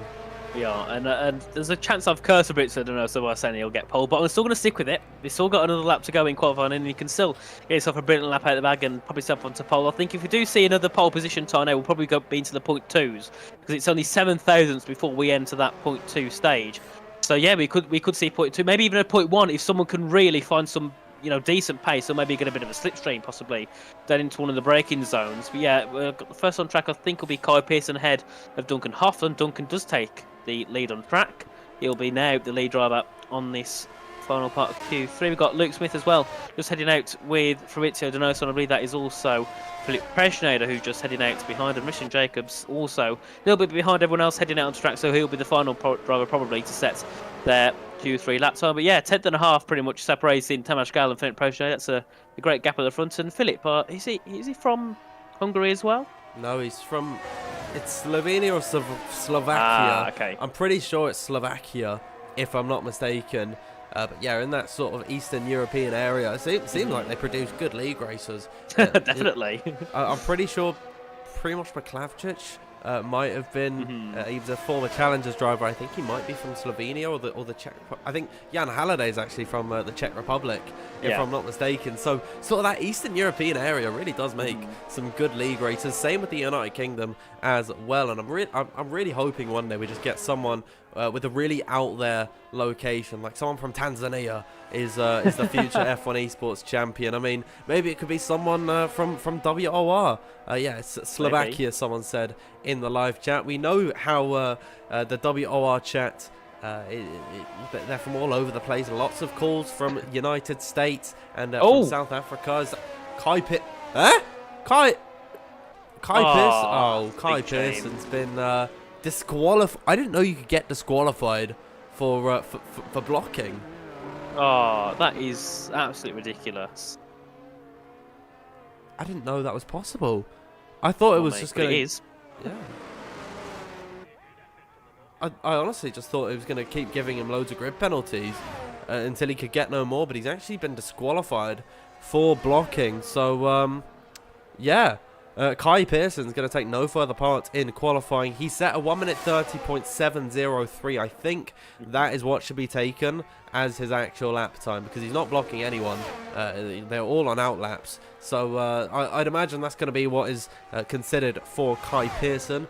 Nevertheless, we'll get towards the end of this session. Less than 30 seconds left to go, and Duncan Hoffman once again is the first driver out on track. We'll see who's behind him. It's Shanaka Clay at the minute, so we'll watch out for those two. Duncan Hoffman then up already by almost 0.3 of a second in the first sector. Great signs for the Dutchman on his run, heading through turn number 12. Very tricky on the exit, careful not to hit the wall, dancing on a nice edge, heading down now the Las Vegas Boulevard, where he's going to open up that little letterbox at the rear of the car to activate DRS and get the maximum top speed possible, climbing up the speeds. Is almost 350 kilometers per hour purple in sector 2. It's all looking up for Duncan Hoffman at the minute, now heading through the triple chicane of turns number 14, 15 and 16, weaving his car through there and then getting his foot back onto the power to complete this lap. Up to 8th gear for Duncan Hoffman and coming up towards the line. What's it gonna be? What's the benchmark today? Oh, a 1 minute 30.438, 1,000th clear of Philip Preschneider. Shanaka Clay's up next to the line, gets close but not close enough to Tamas Gal, who once again is improving on a lap, coming up towards the line. Will it be a 1 minute 30.2? Improves by just 1,000th of a second. It could be anyone's game at this point. Here comes Kian Gondorp down in the first and second sector, finds a marginal improvement to go up a few thousandths in the final sector. What about Ismail Fassi? On circuit at the minute, Philip Preschneider is just further up the road, comes to the line, and unfortunately is only going to stay in P5. Here comes Ismail Fassi. It's going to be third on the grid for him today. Very nice effort from Ismail there. Fabrizio Donoso up next, a disappointing 9th for him. What about Richard Jacobs, the last driver to complete a lap? He slides his way across the line and chips off his front wing for good measure. It's 8th position for Richard Jacobs. So That is Tamas Gal on pole position by just 0.02 of a second to Shanaka Clay in second. Ishmael Fassi about half a tenth off of pole position. Then Luke Smith within a tenth of Tamas. Duncan Hoffland, a great lap from him, sets himself in P5. Then 6th for Philip Prescheder, 7th for Kian Gondorp, 8th is Rishan Jacobs, 9th is Fabrizio Donoso, and then Kai Pearson with a 1:30.7, getting himself disqualified from qualifying. Really unfortunate that is the case, Nathan. But unfortunately, he's not going to be able to. He wasn't going to be able to take part in qualifying. We don't know what he could have done. Yeah, I think it was. I think he might get himself into 8th position from the lap time of. I think we see it Fabrizio. I think he did a 0.8, didn't he? So I think Kai might gain 2 positions because Luke did say in the chat that he will have his time re-inherited, which was that point. I think it was 0.7, 0.757 or something like that. But yeah, Fabrizio won't be happy with me. I said he'd get pole and he ended up started 9th, which is definitely not ideal for the Aston Martin driver. So yes, he'll definitely be very angry with me for that one because, of course, I am. For some reason, I curses everyone. I remember back over in PSG and E-Series, I remember counting, I think it was 8 drivers are cursed in one race. Like, it just doesn't go well, ever. The Nathan Richards special, yes. I guess. I mean, I've always been quite good with my predictions and stuff, and not completely screwing the driver over. I said Ishmael Fassi would be taking pole position. I came close. He was half a tenth off of taking pole position. Ends up being on the second row of the grid, so I think I did pretty well for Ishmael Fassi's standards there. Well, his standards are actually being at the very front of the order. He could be leading the championship by the end of tonight. Of course, with Jarno Opmeer disqualifying himself from qualifying and starting right at the back of the order, Ishmael Fassi could be in the hot seat to take Joseph Loke's championship lead. Let's remind ourselves of the standings coming into this one from round number 2 at Silverstone, where of course Joseph Loke took second position once again for the second race running, and that was enough to get himself ahead of Ishmael Fassi in the championship by just 1 point. They sit on 36 and 35 points apiece. Jarno Opmeer with 2 third places in a row will sit third in the championship on 30 points. And then Max Wiesel with that win takes 25 points and sits in 4th position, just 1 point clear of his good friend Dylan Warren. Dylan had a pretty disappointing qualifying this evening, but we'll see if he's able to find his way into the top 10 and score some good points this evening. He's not going to have too much pressure from anyone behind because he's got a big gap to Ikabena in 6th position, who of course is not racing here this evening. It's a good opportunity for the likes of Duncan Hoffland in 7th and Nicholas Longe in 8th, potentially get themselves further up in the championship. Then Jake Benham and Ben Chabaconi, neither of them racing here this evening, sit 9th and 10th in the standings. So it could be the Ishmael Fassi show by the end of tonight, but it is a very unpredictable Las Vegas circuit. And of course, Nathan, if you remember last season, in that 5-car pile-up, Ishmael Fassi was one of the very unlucky drivers to actually get collected and have his race ended on the spot there. Yeah, it was a big show. I think Ron Hall was also the one that went round. I think the other 3 actually got away with it quite unscathed. And yeah, I think Nicholas Longas, I think he said was in the interview, he didn't really know the braking zone. He ended up just going straight to the back of them all. And, they really couldn't do much about it. I think the 2 Mercedes ended up getting collected, but they still came home 1 and 2. Being, I think, was Jarno just ahead of Jake at the line. It was like less than a tenth, I think, separating those 2 at the end. But I think, with the likes of Jarno, Barry, Nico, Isfan all starting in the back, it could create for a very interesting race with some drivers maybe a little bit further ahead, getting in their way. They have to try and push a little bit more to pass some of the drivers because we know the DRS train it's brutal around here. If you're in the mid at the bottom of a DRS train, there's literally nowhere to move. So I think at that point we might see drivers go for a very early undercut just to get out of that train, get some clean air, and just try and push as far as they can, and then come to that defending stage a little bit later in the race. So I think strategy for those in the back will be quite key. I think it will be very key to see how it'll be very interesting to see how the strategy goes on. But at the front, Tamas Gali's going to have to play it careful at the start because if he gets a bit too hungry, ends up burning his tyres up at the start of the race. Once you get to the DRS, he could drop 1, 2, 3 positions by the time we enter into lap 4. So it's such a weird game. It's a little bit like a game of chess, isn't it, with this track with the DRS? You see drivers constantly moving out the slipstream, then they'll go for a move out of nowhere, and then people... It gets quite confusing, especially as a commentator, when you've got people that are in the same team. You'll see 2 Red Bulls, 2 Williams, all fighting over position. You don't know who's who, because sometimes you see them going 3, 4 wide into a corner, and then you're like, oh, so it's... The driver that was 4th of the train comes out ahead. Okay. It's such a weird circuit when it comes to battling with the DRS. I definitely wouldn't want to do it myself. Yeah, and if it's a game of chess, I'm all here for it. I love chess. So, it should be a fun one this evening. Lovely, exciting chess Maybe Nathan. I think that'd be one of the sports I'd love to commentate in my Maybe. time. I think it'd be lots of good fun. He I takes wouldn't. he takes the rook. Wow. I don't know anything about chess at all, so yeah, it wouldn't end well for me at all. I've never had any interest in it at all. The only time I did research in chess was that when I actually had to research about commentators for my assignment, and I did a chess commentator. So there we go. It's possible, Dan. Maybe one day if I get good enough, I'll see if I can commentate a few tournaments because you got to know you can't do what we do and talk pretty here in WOR and use all these long fancy words to describe the action. You got to know your stuff, and that's where we get to shine here, Nathan, because I don't know anything really. So yeah, anyone can do this job if I'm being completely honest. So just waffle on and we get there in the end. That's what I've done it many times before. You can tell that we're waiting for the lobby to get restarted. At this point, we have all 20 drivers in the lobby, and of course, Nathan, if you remember, we only had 18 in qualifying. It was a Ferrari-less grid. Nicholas Longay and Barry Burmand were delayed in joining, so they are here for the race, starting right at the rear of the order. We'll see what they are able to do. Of course, starting from the back in Bahrain it was. Pretty sure Nicholas Longay had a pretty decent finish. That's where he's got 8 points in the championship. So I think it was 6th for him by the end of it. Of course, that was a late safety car that was able to help him. We've had 2 late safety cars actually so far this season. So maybe we could go for the trifecta here in Las Vegas. Of course, the newest addition to the F1 23 game. Nathan, should be an absolutely banging race today. Well, if you have a late safety car and they all put onto soft, God help us, that is going to be chaotic. We see chaos at Silverstone, we see chaos at Bahrain with brand new softs at the end. Being around Las Vegas with that DRS being powerful, I think it could create quite an ending. So I think some drivers will be hoping that's not the case, especially if you're at the front, because you could go far, far down the grid depending on what can happen on that restart. But I think hopefully this is a track. Well, I'll say we won't see many safety cars, but then again, the walls are very close to each other. I think if we see any safety cars anywhere, it'll be down at turn 5, I think, because it's a horrible braking zone, especially when you're going side by side.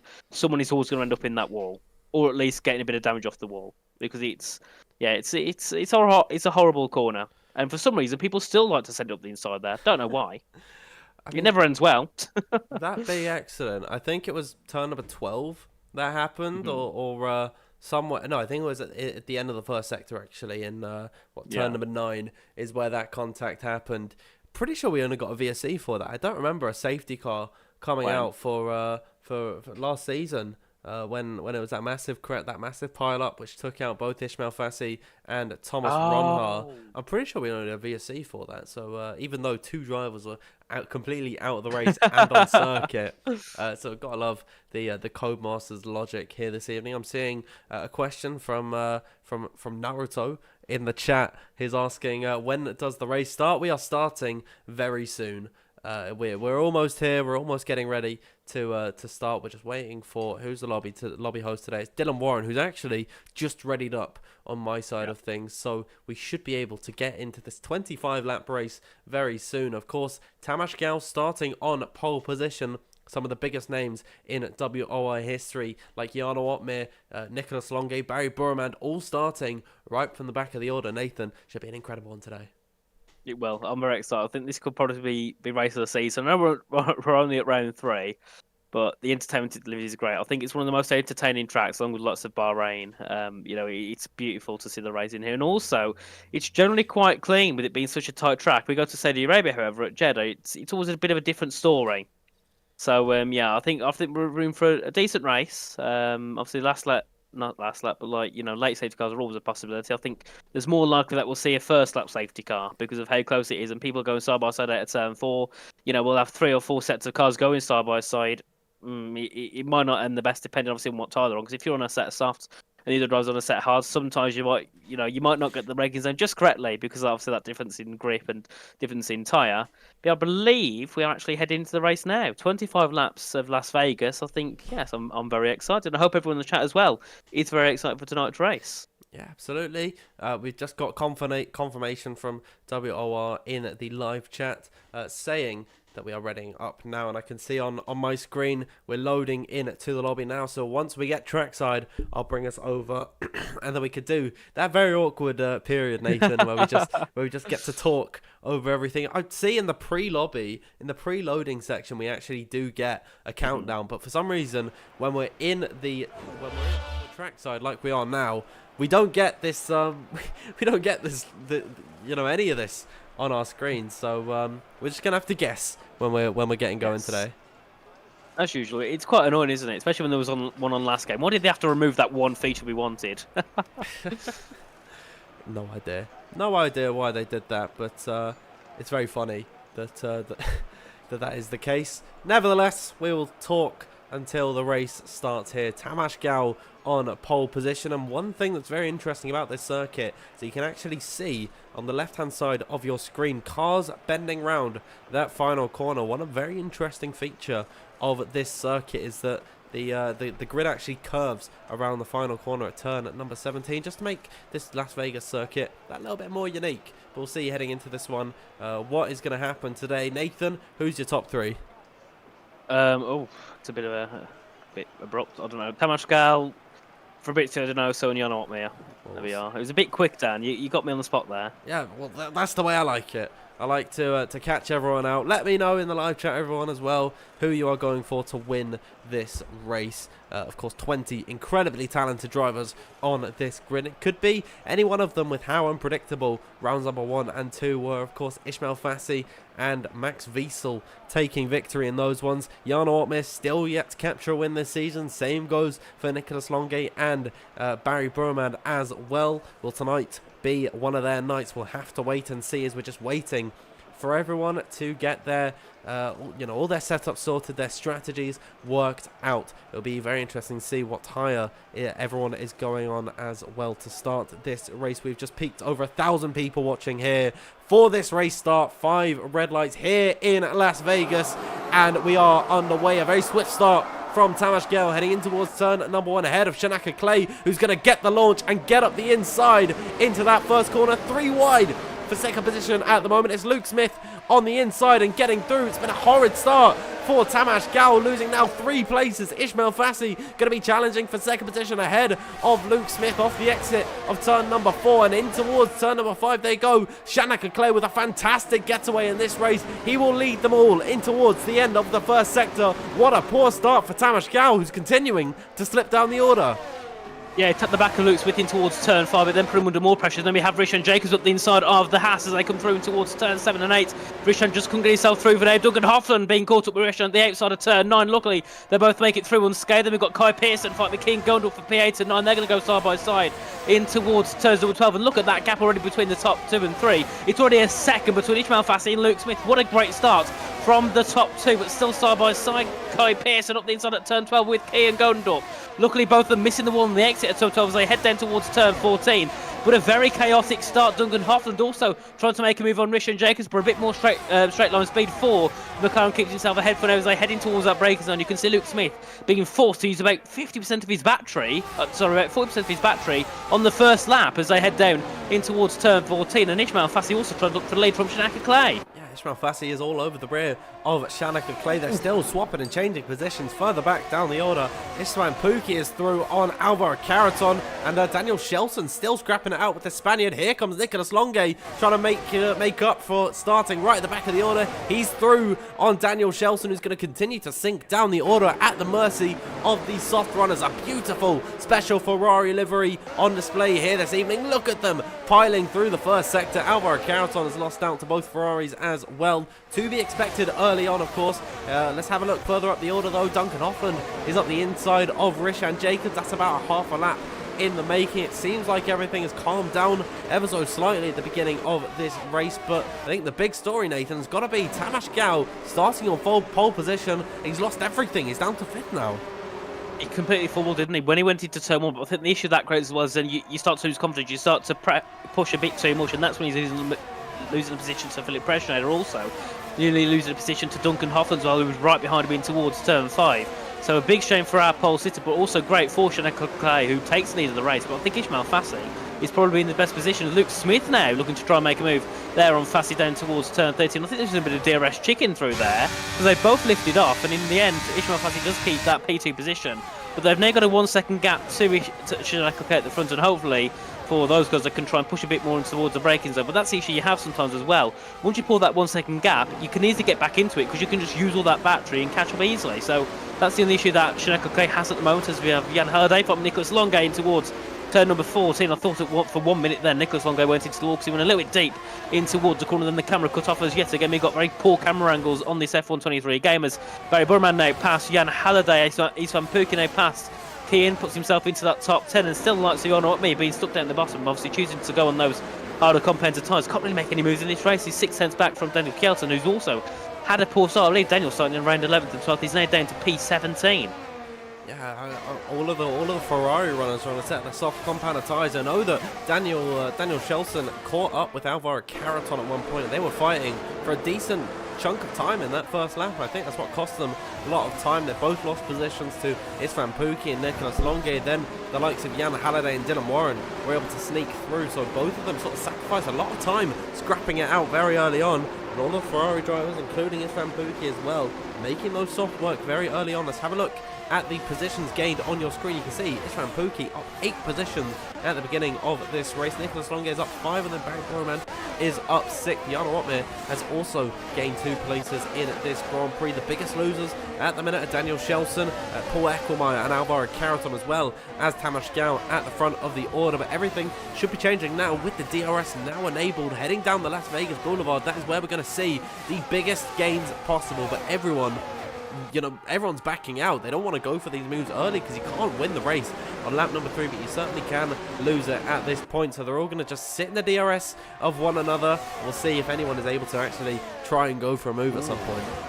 Yeah, bit of a mistake there from Richard Jacobs coming out at turn 16. He's got Kai Pearson from Fabrizio Donoso on his inside, as well as Isvan Puki as they head through towards turn 17. Up the inside full from Fabrizio Donoso into turn 17. Great move there to get himself ahead of the Alfa Romeo of Kai Pearson, who's going to try and go around the outside of Richard Jacobs in towards turns 3 and 4. Just stuck behind at the moment behind the McLaren. He's got a big slide from Richard. It's going to lose him a lot of time down towards turn 5. Inside line for Fabrizio Donoso makes his way through. Kai Pearson also looking to make his way through as well on Richard Jacobs in towards the braking zone at turn number 5. It's on Puki gaining as well in on the McLaren. Richard Jacobs had a very scruffy lap from turn 16 onwards, just hasn't gone well. But the issue that Donoso's got now is he's got a 1.4 second gap to Duncan Hoffland in 6th, so they're going to gain a lot now in these next few corners before that DRS zone down towards turn 14. Otherwise they're going to lose 2, 3, 4 tenths of a second because that DRS is just overpowered down towards that braking zone.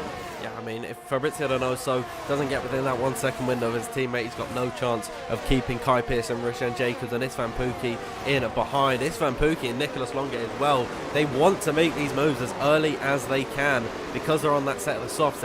That's sort of their game plan on this one, is to gain early track position, then undercut everyone else and hold them off later in the Grand Prix. Fabrizio Donoso hasn't got DRS to Duncan Hoffland ahead, but Kai Pearson actually lost quite a bit of time and won't be challenging Fabrizio into the corner. So we'll see what happens further back behind as Isvan Puki is trailing Rishan Jacobs. At this point, Rishan's lost a few places in the last few laps. Doesn't seem like any moves are being made. I think Barry Burman got through on Kian Gundorp, who's slowly sunk through the order in this race. I think he's lost, 6 places? He started in a solid 7th place in this Grand Prix, now all the way down in 13th. Meanwhile, further up the order, Tamas Gal looking to try and, make up for his mistakes that he made earlier in this race. He's through on Philip Presneder. Yeah, I don't know if Presneder went wide, because on my screen I saw Tamas go back off in towards turn 1, and then all of a sudden he's ahead of him coming out of turn 2, so maybe it was a bit of a mistake there from Philip into the braking zone. Duncan Hoffland also gaining in on the Alpine, trying to make himself a position in this race. Donoso has got himself just about into that 1 second gap as they head down towards turn 6 at sea. Into the braking zone. Can he catch up a little bit more on this top 6 train? This on Puki ahead of Rishan Jacobs now towards turn 6 as well. And I think Fabrizio Donoso after a couple of laps has comfortably got himself back into that 1 second train. But I noticed going out of turn 12 the gap was 1.1. Once they entered turn 14 the gap was 1.6 second. They lost 5 tenths without having DRS. That shows how crucial it is to be within 1 second of the car ahead. And I think everyone, Dan, is in the DRS from 1st to 20th. This is very rare to see a complete first to 20th DRS train in this race, but I do think Nicolas Longuet is going to be able to make a move in the DRS train work. Great team play from the Ferraris there. Istvan Pukki gave Nicolas Longuet the slipstream in favour of Rishan Jacobs to allow for his Ferrari Esports teammate to get through. That is great teamwork from them there. There's an Alpha Tauri of Daniel Shelson pulling to the inside further back behind. I think he was just getting out the slipstream of Jarno Opmeer. Daniel Shelson really has sunk down the order in this race. Jarno still yet to make moves in this Grand Prix, but he's all over the back of Dylan Warren heading through turn number 17. Now we'll potentially see the two-time WOR champion go up the inside in towards turn number 1. Doesn't seem like it. Further up ahead though, Barry Burman is through on Rishan Jacobs. Rishan as well, another driver who struggled a lot early on in this race. He's down 4 places, I believe, from starting in 8th, now running in 12th. It's been a pretty tough day for Rishan Jacobs at the office. It has been for quite a lot of drivers, as the qualifying order, Nathan, really has been shaken up in this race. It has, definitely. I think we see people from all over the grid making moves, but Jarno Opmeer, very surprised to see him stay down in 17th. Of course, yes, he's on the same time as those ahead. I would have thought by now he would have made a few more moves and probably got past Elmore and Alvaro Carreton, who could be sitting in P15 and P16.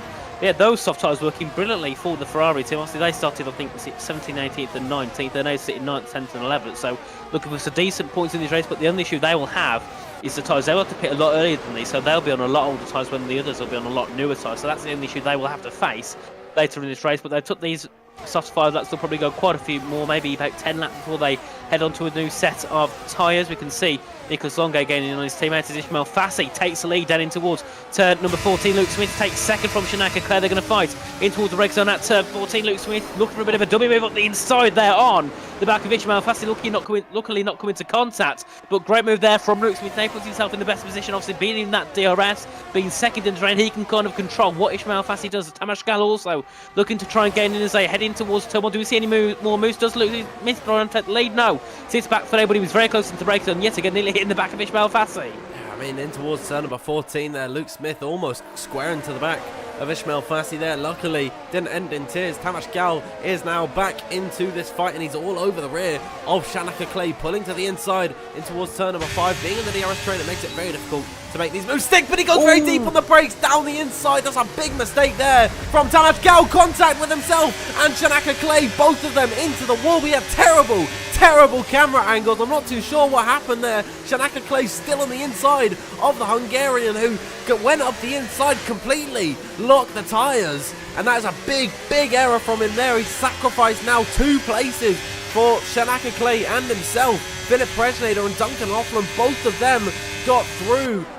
Bad stuff there from Tamash Gal. It's a rookie error. You can be as fast as you can in qualifying, but in the race you can't be making mistakes like that, and that's really going to cost him later on.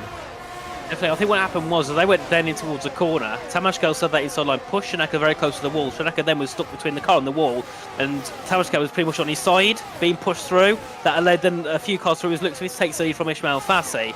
But yeah, big shame for Tamash Gal, big shame as well for Shanaka Clay, who was in such a decent position. They're down to P5 in this race. Duncan Hoffman though and Philip Pressure are making this work perfectly, sitting 3rd and 4th. As you can see, a few more moves being made. Nicolas Longuet ahead of Kai Pearson. We've got Jan Halliday ahead of Keane Gondorp as well, down in towards turn number 16. We've also got Istvan Pukki looking to get himself ahead of Kai Pearson to the outside as they head in towards turn 17. Great move there from Istvan Pukki. Kai Pearson will try and stick it through as they head in towards the breakers at turn 1, but I think a bit more grip still on those soft tyres does allow Istvan Pukki to try and get the move ahead as the inside at turns 3 and 4. Barry Burman waiting for an opening. You can see there Istvan pushing Kai Pearson a little bit wide. They still go side by side down in towards the breakers at turn 5. Now do we see a move possibly from Barry Burman as well? Don't think it'll be close enough unless he goes send a dive bomb. No, sits back for A, but the issue is Richard Jacobs starting to lose more and more time. He's 6/10 back from them. He has to hope he can stick within the DRS, because those sufferers are still really quick, even though they're on 7-lap old tyres. Good defence there from Kai Pearson. I mean, he was able to hold off Istvan Pukki for a decent amount of time there, and Barry Burman still hasn't found an avenue through. So, well done, I'd say, from Kai Pearson. It is going to be very difficult to keep Barry Burman behind with 2 Ferrari drivers in front of him.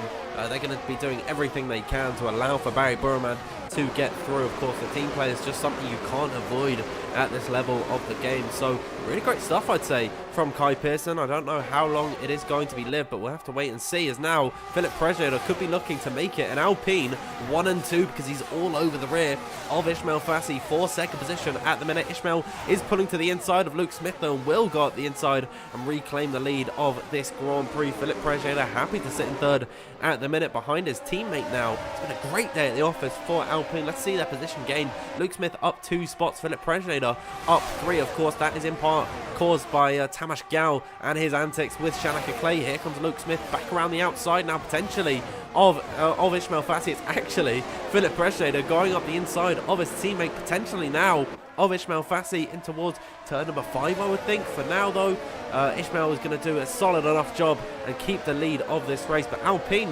Nathan, in a great spot to potentially be winning this race. Indeed, but Duncan Hoffman's also got some great pace at the back of his Aston Martin towards race at turn 5. He's got nearly full battery in his car. Luke Smith and Philip Prejedo, I think, have got about half battery, so great job so far from Duncan Hoffman with that ERS management. Meaning that the next opportunity, if he wanted to, he could just use all his battery, use about 30%, be matched with the Alpines and get himself ahead comfortably. So we'll see what he decides to do in that Aston Martin. Further back, we can see Shanaka Clay also closing in on the Aston Martin very quickly, and Tamas Gal sitting about 4 tenths back. I think he's trying to keep it a little bit clear from Shanaka for now. Obviously, he caused that bit of a controversial moment in towards turn 5 after locking the brakes completely. I think now he's going to try and take a bit more conservative, try not to hit the back of someone in towards the braking zone. As you can see, Shanaka Clay went for a bit of a switch back on Duncan Hoffman on the exit of turn 12. Got a great run out the corner using a bit of battery.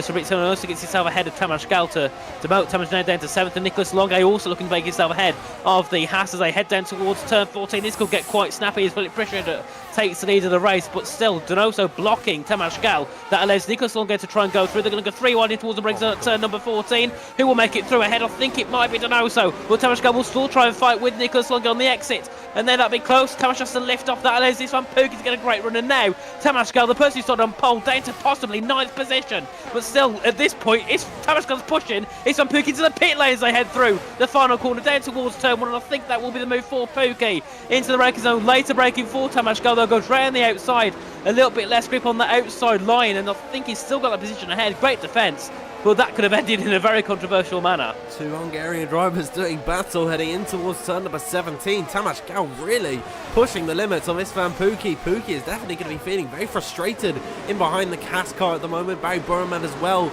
being, oh sorry, that's Kai Pearson actually still ahead of Barry Burman. He's being cut off as well at this point. It's been a terrible race. I'm not going to sugarcoat it. It's been a terrible race for Tamas Gal starting on pole. He's just gone back and back in this Grand Prix, as now Istvan Pookie defending from Kai Pearson almost into the wall. I mean, it's getting very scrappy on lap number 10 of 25. Still more than half of this race left to go at this point. Barry Burman is trying to find his way into the action as well. We'll see who's going to come up best as they head once again now down in towards turn number 14. Still 19 drivers in this fight. Kian Gondorp has come into the pit lane for a set of the medium compound tyres, but still 19 drivers all following along in one big DRS train. Ismail Fassi at the front of the order looks to be going back for the lead of this race. He opens up the DRS at the very last gasp just to get that little bit of overspeed to go up the inside of Philip Prejedo, retaking the lead of this Grand Prix. But Nathan, once again, Las Vegas serving us a treat.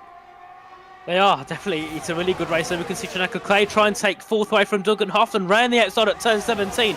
Duncan has that inside line. Shanaka Clay's got a great run. Can he try and make a move for 30 towards turn 1? No, because Duncan sends it back up the inside. Shanaka has to go a little bit wide from it to Donoso, a little bit further back in. All this also starting to gain, but a great move there from Shanaka Clay. Still keeps himself ahead there of the Aston Martin as they come through. And I thought at one point Shanaka Clay was going to make 2 moves because he got really close to the back of Luke Smith in towards turn 1, and now Donoso getting back in on his teammates, and also Duncan trying to get himself back through, can't make a move, and I'm getting very confused with these 2 Aston Martins because I'm trying to forget which one's ahead of the other as they head in towards turn 5. But Nicholas Longay also hungry for positions. He's now sitting right behind the back of these Aston Martins, trying to get himself into that top 5. And he hit the back, a bit of a lock up there from Nicholas Longay in towards the braking zone. Nearly did what he did at turn 14 last time out. Barry Burman gets a 3-second penalty for corner cut in. And it seems he got past Kai Pearson as well. Alvaro Caraton got himself past Jan Halliday. Mission Jacobs also looking to make himself through, and Alvaro Caraton that's battling all throughout the grid as Kai Pearson gets himself back ahead of Barry Burman. Barry Burman had to let him through. He overtook off the circuit, and so he's lost a whole heap of time, as well as getting a 3-second time penalty. That's straight up. That's not for multiple warnings. So Barry Burman potentially has some grounds to contest that. Given that he actually gave up the position. We'll have to wait and see at the end of this race. Philip Prejna, meanwhile, at the front of the order once again, up the inside of Ismail Fassi. These two have just been swapping for the lead for the last few laps, very peacefully at that. Meanwhile, Barry Burman in behind, really in the trenches in the midfield of this pack. He's in a nice Alfa Romeo sandwich at the minute. Kai Pearson has been giving him a run for his money. It's been great seeing Kai Pearson at the minute. I think Barry's had enough. He's into the pit lane now. So is Philip Prejna. He's sped. Philip sped into the pit lane. That is disastrous for his race. Ismail Fassi also into the box too, but Philip Prejna will take a penalty for speeding. Oh, big show there for Philip Prejna. Also probably one of his best races in a long time. Looking to try and take victory. I think that is pretty much not possible anymore because of that 5-second penalty. So a big shame for Philip, but also we'll see what happens once the likes of Luke Smith and Shanaka Clay head into the pits. Nicholas Longue now into the top 5 on those 11-lap-old soft tyres. Remember, started then, I believe, in 19th position now into the top 5. Obviously, a few drivers have pitted, hence why he's a little bit further up. Because I thought we saw Daniel Kielsen there getting ahead of Risha and Jacobs. Obviously, those two teammates at Veloce Academy seeming to work together like they did over in PSGL earlier on in Monaco. But over here, it's a lot different, a completely different track. Very close to the walls like we are in Monaco. But yes, there's a lot more straights, a lot more high speed being carried through around this circuit. Alvaro Caraton looking to get himself ahead of Kai Pearson. They head down towards turn 12 as you can see Shanaka Clay also getting in on Luke Smith. We'll see if we see any exchanges for the lead. I think Shanaka Clay took the lead on lap 1, lost it, and he hasn't been back at the lead since. But Duncan Hoffman, I think, is doing a great race because he's still on 90% battery. Everyone else further up is on quite a lot there, has lost quite a lot. So they're on about 50-60%, whereas Duncan Hoffman's on 90. So if he wants, he can just burn all his battery wherever he wants to. Alvaro Caraton gets himself back ahead of Kai Pearson. Shanaka Clay takes the lead of the race. There's constant swapping all throughout the grid. The Aston Martins are definitely making up for, well, especially for Fabrizio Donoso's poor qualifying. Oh, Jan Halliday! Deep. Halliday's gone deep and he's actually picked up his 3rd warning of this race. Meanwhile, Dylan Warren is going to get through on Jan. Multiple other drivers now coming into the pit lane. Luke Smith, Nicholas Longue, Tamas Gallagher's into the box as well. I think Kai Pearson as well. This is now the time to pit onto a set of the mediums and go to the end of this race. It seems like the softs is the strategy that you should have gone for, because Nicholas Longue, Barry Burman, Istvan Pukki, they've really integrated themselves very nicely into positions that were greater than the ones that they started at the beginning of this race. So that seems to be the dominant strategy here this evening. Still though, multiple drivers yet to come into the pit lane in this Grand Prix. Shanaka Clay, Duncan Hoffman, Fabrizio Donoso. That's an awkward conversation down at Aston Martin because Duncan Hoffman has priority over Fabrizio Donoso. Fabrizio might be extending his stint a little bit too longer than he would have wanted in this Grand Prix. So keep an eye out for the two Aston Martins, maybe fighting to see who is able to get into the pit lane first. But having a look at the running order, Ismail Fassi is your net race leader at the minute in this race, ahead of Philip Prejna. Then Istvan Pukki will be in 3rd, Luke Smith 4th, 5th Tamas Gal, 6th and 7th is Barry Burman, and Nicholas Longue. The undercut has worked very nicely for Istvan Pukki. 2 laps on that set of the softs. Here is at the front of the order. I've got to cut away from that little fight down at the rear of the order, because it seems like the 2 Aston Martins going through on Shanaka Clay, taking the lead and making it a 1-2 for the team. Yeah, great move there from the 2 Aston Martins. We've seen everyone at the top. I think we've had about 6 or 7 different race leaders in the past 13 laps around the Las Vegas Grand Prix. We'll see if anyone goes into pits. I think it will be Donoso. Yes, Fabrizio Donoso will be the first at the Aston Martin pair to head into the pit. Shanaka Clay stays out. What about Alvaro Caraton? He also stays out. Jon Otmir stays out. I think Dylan Warren will enter the pitch. Yes, he does for McLaren. Having to slam on the brakes, try not to lock up and speed into the pit lane. He does a great job there to stop the car. Simon Komsky also into the pits, which means our net race leader now is Philip Prejna ahead of Ismail Fassi in towards the braking zone. So I want to notice Keen Gondal went for a bit of an undercut, but he just hasn't worked. He's come back 3 seconds behind Kai Pearson, which is a big shame for the Red Bull. He went for that early stop to try and make something work, but it's just completely gone opposite what he would have liked. Yeah, it's not looking too good for Keen Gondorp at the minute. Here's Ismail Fassi in towards turn number 5, getting himself back through on Philip Prejna. It seems like a 3-horse race at the front of the order, because Ismail Fassi, Philip Prejna and Istvan Pukki, they're 3 seconds clear of Luke Smith at the minute. Granted, Luke Smith has only got 1 lap old medium tyres compared to 2 and 3 laps, and those 2 laps between Isfan Pookie and Luke Smith tyres by the end of this race, they are going to make a huge difference in the actual tyre performance. So be careful for Isfan Pookie later on. He's definitely going to be feeling the tyre wear later on in this race. Have a look at then at Shanaka Clay once again on the rear of Duncan Hoffman. There's not really going to be any competition at all as to who is going to be able to take the lead into this corner. Shanaka Clay will have his way with Duncan Hoffman and into the braking zone. Way before the braking zone they go. Shanaka leads this Grand Prix. These guys have got to start thinking about pit stops soon. We're over halfway in this race. It is very viable to go for the mediums now. How much time, how much track position are you willing to sacrifice to have these quicker tyres at the end of this race? These guys, they're deciding to come into the pit lane 3 laps later than the likes of Philip Preseda and Ismail Fassi. Yeah, we've also still got Jan Otmir, Daniel Kelson, Navarro Caraton, Jan Hade, Paul all staying out on track. So I'm starting to think maybe some of them are thinking about possibly going on to a set of softs before the end to have that last lap lunge on those newer tyres that we can see Nicholas Longo takes the fastest lap, currently sitting in that net P5 ahead of his teammate Roman, who has that 3-second penalty for corner cutting, which is a big shame for Barry. We'll see if that gets removed, but I think yet again, like we see with the track limits, it's very unlikely that they will get removed, because obviously it seems evidence he did overtake someone off track, hence why I did let Kai Pearson back through. So a big shame there for Barry, and also a big shame for Philip Preseda, who has a 5-second penalty, which is around, I think this is the one track you don't want a penalty on, because the grid's that close. He could drop down 3, 4, 5, 6 positions, and Paul Eckelmeyer also gets a 3-second penalty for a corner cutting. This will also be down at turn 6, 7, and 8, which seems to be causing many of the drivers, doesn't it, that chicane? He has. I mean, lots of guys have gone off there. That's where Barry Burman got his penalty, and I think Philip Preseda got his penalty in the pits. I think Jan Halliday actually went deep into that corner, so that's happened to him as well. So it seems like that complex down in the end of the first sector really is catching a fair few drivers out. As we're watching Jarno Otmir head down into turn number 14. He'll have Daniel Shelson all over his rear, and actually Daniel's going to go up the inside and take the lead. We know that Jarno Otmir loves an overcut, but he absolutely adores going later on into the race on a set of the tyres and then pushing on a potentially set of the softs towards the end of this race. We'll have to wait and see. Daniel Shelson moving immediately over to the inside to signify that he's coming into the pit lane. Jarno Otmir will follow through, and I think most other drivers are as well. Paul Eckelmeyer, though, being Jarno Otmir's teammate for the evening, he can't come into the pit lane, and so Eckelmeyer will lead this Grand Prix, but he's got Ismail Fassi all over his rear with much, much fresher medium tyres, and I doubt by the end of this lap, Paul Eckelmeyer is going to be leading this one. Yep. And they head through in towards turn 2 and 3, yeah, and we can see Ismail Fassi gaining in on the back of Paul Eckelmeyer down in towards turn number 5. Great move there from Ismail Fassi to take the lead back again on circuit. Philip Preseda could get a bit held up here by the Mercedes as they head through. Let's see if Paul Eckelmeyer's game is to try and hold people up as they head in towards turn 6, 7 and 8. You can see there, great move to the inside, defending the move from Preseda, who's going to try and go around the outside at turn 6. Makes a move stick great there from the Alpine. Isfan Pookie's next to try and send a move into turn 9.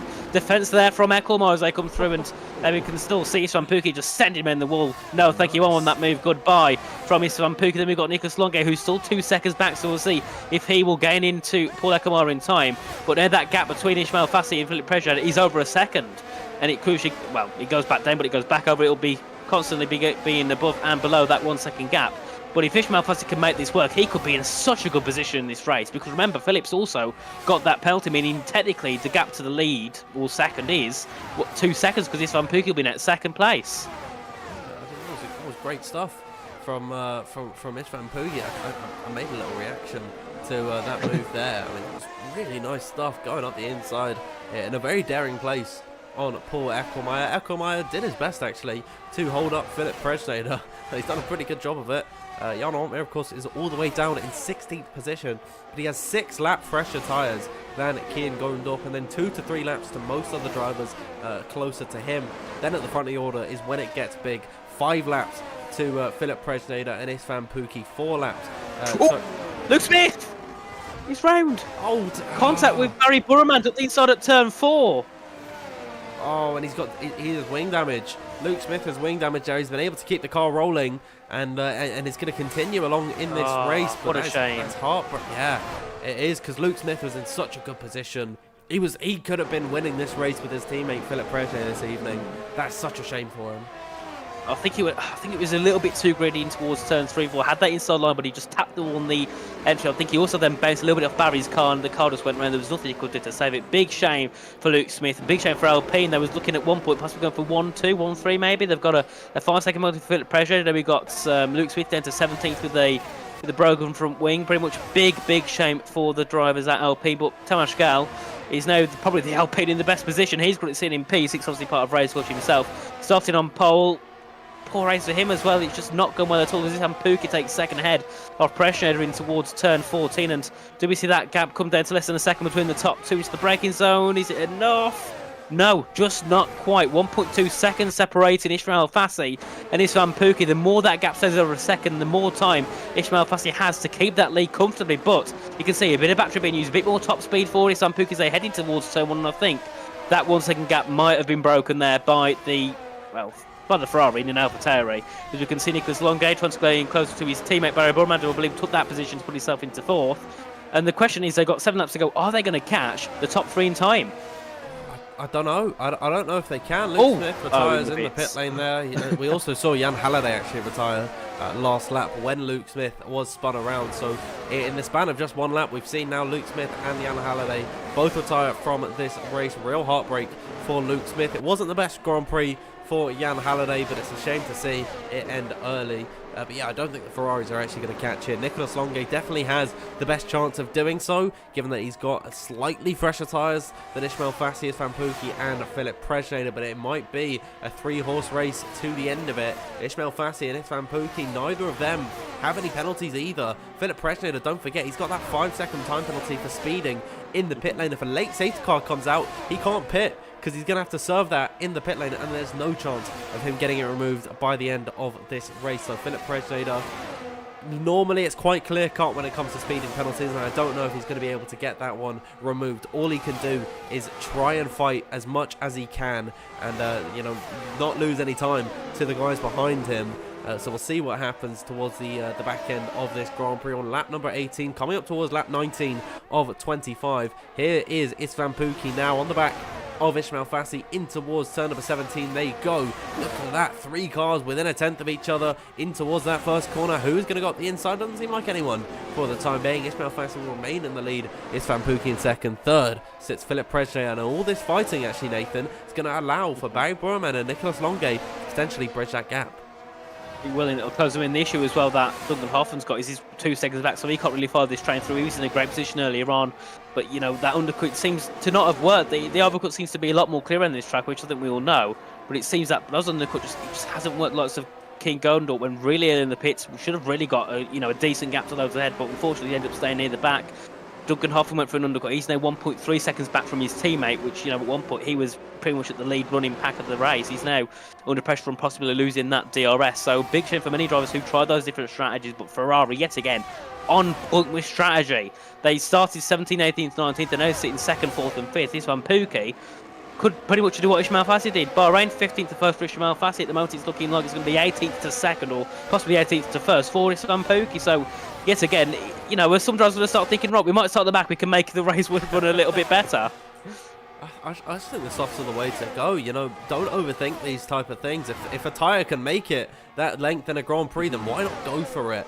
As now we're seeing swaps in the lead. Philip Prejnader will lead the way, and I think Nicholas Longgate's got through on his teammate, and Fabrizio Donoso has swapped places with Duncan Hoffman now, so that gap has been completely bridged to the rest of the pack, because here is Fabrizio Donoso all over the back of Tamas Gal heading through and towards turn at number 17. Can Fabrizio maybe make a late charge in this race? He's got much fresher tyres than everyone in front of him, so it could be a decent day at the office for Fabi, even though he started in around about, he started 9th, so he's up 2 places already in this one. Everything else just a bonus point really for him, so go for it, Fabi. I'm rooting for Fabrizio Donoso in this one with 6 laps to go, but it really still can be anyone's game here, Nathan.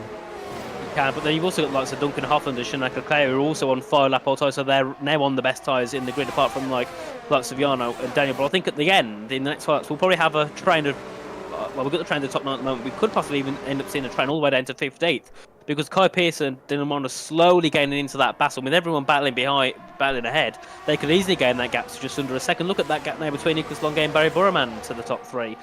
2 laps ago it was 2.5 seconds. It's now 6 tenths. as they enter into turn 12 on lap 20 of 25. And this is just heartbreaking for Philip Pressure because he's going to lose so many positions. At the moment, he's going to drop down to, I think, around P9. Because that 5 seconds is so harsh. And I think sometimes a penalty that large for such a small thing is just unfair. As Shanaka Clay, you can see getting himself ahead of Duncan Hoffland to pop himself into P8. But Dan, do you agree that sometimes the 5-second penalty for speeding the pit lane is a little bit too harsh? I think you got to draw a line somewhere, and the penalty for speeding is 5 seconds, and you know it can't really be arbitrary. So you can see in the background there, wow, Daniel Shelson almost into the inside wall going through on Dylan Warren. But yeah, I think the line's got to be drawn somewhere. It's a harsh penalty, but it's fair if you know someone just barrels it into the pit lane. 5-second time penalty could be justified. Of course, it is a bit harsh when it's maybe a kilometre per hour over, but you know, drawing the line somewhere, that is the penalty that Philip Prejeda has to serve. If there's a glitch, he could be able to get that removed. We'll just have to wait and see. But Shanaka Clay having great battle with Fabrizio Donoso at the minute. It seems like Shanaka is going to be able to get through, and now is all over the rear of Tamas Gal. Just 20 laps or so ago now, Tamas Gal and Shanaka Clay had their little fight, and Tamas Gal will easily let Shanaka go through. Maybe as a little bit of apologies there for potentially ruining his race earlier on, but I think it's good sportsmanship from Tamas not to fight that one out too hard.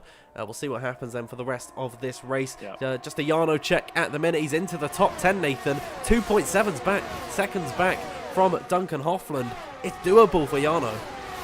It is. He's got a lot of work to do, but it's doable, especially when it comes to Jarno Opme, who's one driver we know he can gain the gap. It's Jarno Opme, he can do a very good job at it. So we'll see what he can do in the next 4 laps of this race. But I'm on board with Shanaka Clay, who's already on the back of Barry Burman as they head down towards turn 14, but just losing a bit less top speed there in the Red Bull. Barry Burman using a bit of battery, using some slipstream from his teammates ahead as Duncan Hoffland gets ahead of his teammate Fabrizio Donoso, puts himself into 8th position. But I think we could see a great battle to the end because Shanaka Clay is gaining very quickly on all these guys. Had to brake a little bit too early than he would have liked in towards the brake zone at turn 14. He's got a good exit in the Red Bull. Can he try and make a move into turn 1 on Barry Burman? I think he's a little bit too far back for now, but it's more than possible if he tries to push more and more as we have, well, coming on towards 3 laps after this race. Enis Van Persie also gaining in on Ismail Fassi.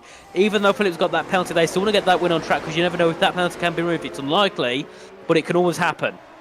It can, and so that's why Philip Prejeda, he's still trucking along, he's still fighting, despite potentially losing a lot of positions. Paul Eckelmeyer into the pit lane will retire from this race. That is now the 3rd driver out of this Grand Prix. We're on lap number 22 of 25. 4 laps to go in this race. Duncan Hoffland down the inside of Tamas Gal towards turn number 5. Is that going to be the move set for the Dutchman? It seems like he's now up the inside in towards turn number 6 of Tamas. Can he make this one stick through the triple chicane, which has caught so many drivers out so far? Almost into the outside wall for Duncan Hoffman, but once again the inside line for him there. Will be now side by side down this next straight through Sands Avenue to try and make the move stick on Tamas Gal, and he has indeed made that one work. All this battling has allowed for Jarno Opme in behind to get within that 1 second window that he needs to take DRS down the Las Vegas Boulevard. Jarno Opme is officially in this race, and with fresher tyres than everyone else, it is not over for the Flying Dutchman. He's got a lot of work to do, but he's got 5 lap fresher tyres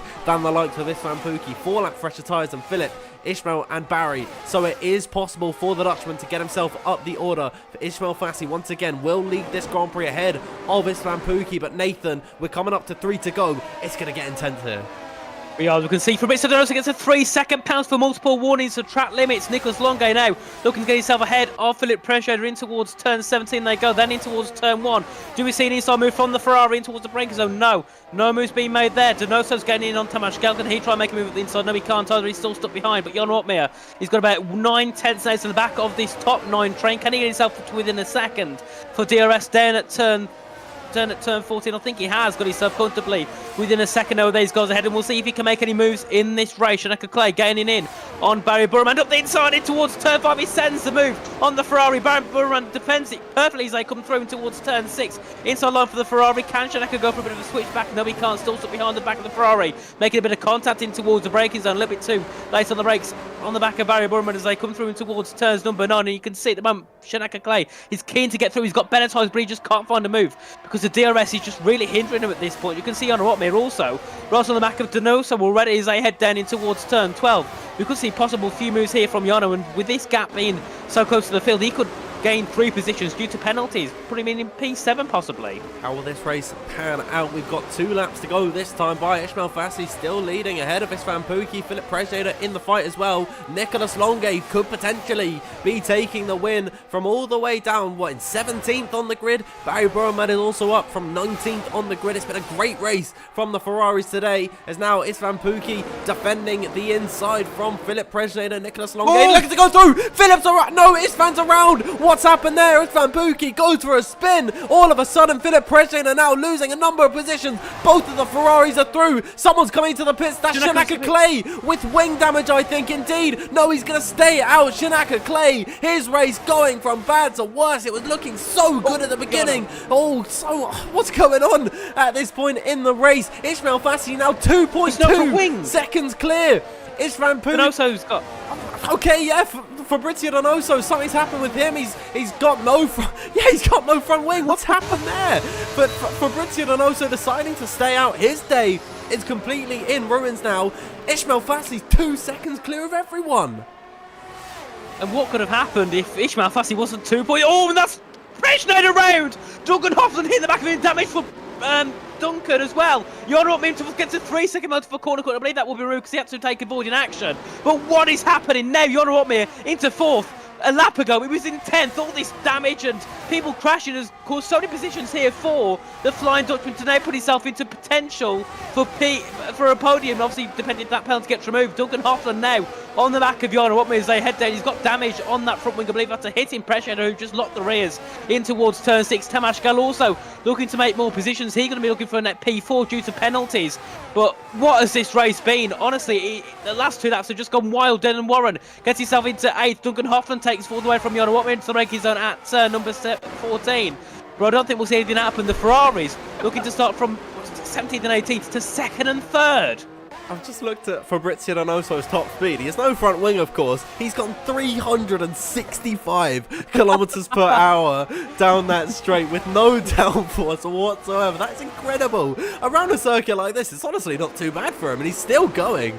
In this first sector, it's going to be absolutely horrid for Fabrizio Donoso to control the car, but he's doing a good job and can still actually get some points in this race. Having a look then at Jarno Opmeer, he's going to get through on Duncan Hoffman, obviously, because Duncan has got that wing damage from his contact with Philip Presneder. Shanaka Clay's going to retire in the pit lane, as now Daniel Shelson, oh dear, Fabrizio Donoso, yeah, he's going to have such a difficult time of actually keeping these guys behind. Shimon Okonski looking to potentially get his first points on debut. Rissan Jacobs has the plan though. He'll go up the inside and try and get through on Fabrizio Donoso, but he's almost shoved wide. That's because Fabrizio just has no control at the minute. He's going to let everyone through at this point, and he's unfortunately out of the points. But let's have a look at the front of the order for Ismail Fassi. He is 1.9 seconds clear of Nicholas Longe. We were promised a fight right to the end, but it's looking like it's going the way of Ismail. Once again, he took victory in round number 1 of Bahrain. He had a decent enough finish last time out in Silverstone, and he sits 2nd in the standings at the minute. Further back behind,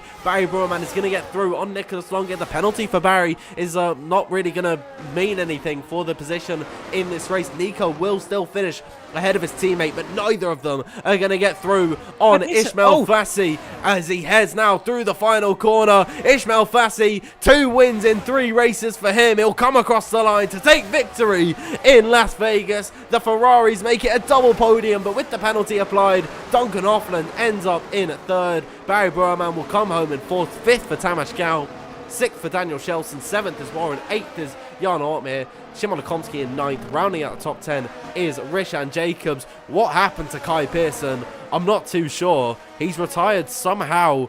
What, down in turn 14? Something's happened there. No clue what's gone on in the last few laps. I think the driving standard just went out the window, if I'm being completely honest. But it's all gone the way of Ismail Fassi, and he's going to win here in Vegas. I think the race director was told on the radio to everyone, turn it into bumper cars, please. No more racing, because, yes, I don't have a clue. We all started off with Luke Smith going round. Well, I think it was with either Barry or Nico then at turn 4, and then after that it all just went completely crazy. But we can see the final classifications of this race. Finally, it will be Ismail Fassi who takes the second victory this season, putting his gaps to the championship now got to be at least, I think, over 10 points too. Lots of Joseph Loke and also Jano Otmir, who I believe will get himself a little bit higher up, obviously depending if he can get that penalty removed. But it will Nicholas Longe who takes second ahead of Duncan Hoffman provisionally in third. Barry Burman will come home fourth. Tamas Gell in the top 5. Started on pole, bit of a poor race for him. Will finish only in that top 5. Daniel Yeltsin finishes P6. Dylan on 7th, Jano Otmir 8th, Simon Lekomsky 9th, and Mission Jacobs taking his first points along with Shimon Lekomsky 9th and 10th. Then we have Fabrizio Donoso with no front wing finishes in P11 ahead of Isvan Pookie, King Godup, Alvaro Caraton, Philip Presneder. Then we have DNF was Kai Pearson, Shanaka Clay, Paul Eckelmeyer, Luke Smith, and Jan Halliday. Well, it delivered entertainment, that's for sure, wasn't it, Dan? Yeah, it did something, honestly. I'm not too... wow. Fair, incredible stuff. I mean, I don't know what happened at all. I'm trying to think of some of the funniest results in this race. Dylan Warren somehow in the top 10. He was kind of nowhere throughout the entirety of this race. Daniel Shelson, a great result from him. He sunk right to the back of the order, was fighting out most of the race with Jano Otmir. Now ends up in 6th. I think Jano definitely is going to get that penalty removed and will finish in P4. But that is, of course, if Barry Burman doesn't get his penalty removed. Because if I'm not mistaken, Barry's penalty was just a straight up 3 seconds. So if he had to take... that was the incident with Kai Pearson, if I'm not mistaken, for Barry. And he did give that position back. So I wonder, is Barry potentially going to get that one removed? We'll have to wait and see, pending any stewards' results. But Nathan, that brings us to the end of what was a very, very interesting race. A lot to digest there. Ismail Fassi, though, winning his second race of this season. He's having a great time at the minute. Indeed, he's looking on for possibly a championship fight. I don't want to say too much because the curse will come back and end up finishing somewhere like 10th of the championship. But I think, I generally think he's got a chance to fight for this championship. Ismail Fassi, he's one of the younger drivers, obviously one of the Spanish drivers, part of Williams Esports. I believe he also got some points on his debut at F1 Esports I think it was last week. He's on absolute form, and at this point, he seems like the new Jano Otmir. No one can stop him. Generally, he's so quick, and every time something happens, he can work his way out of a situation. He's definitely going to be one of the drivers I'll be looking and rooting for to win this championship, and I think many people in the chat as well will be looking to do the same. But I think, commiserations, I think that's the word. He's too Alpine. Just nothing went right, did it? We had Tamas Gell on pole, dropped down to P5 for pressure with a penalty spun locked his breeze down at turn 6. And we had Luke Smith have an incident at the side of turn 4. It was looking for possibly a top 5 for the 3 Alpines, and in only 1 top 5 and 2 outside the points. Yeah, it was certainly a race, but I think you're absolutely right about Ismail Fassi and how he's really taken this league by storm. I think that's his 4th win in WOR, and I'm pretty sure the top is like Jano Otmir with maybe 10 wins or something, 10, 11, something, whatever.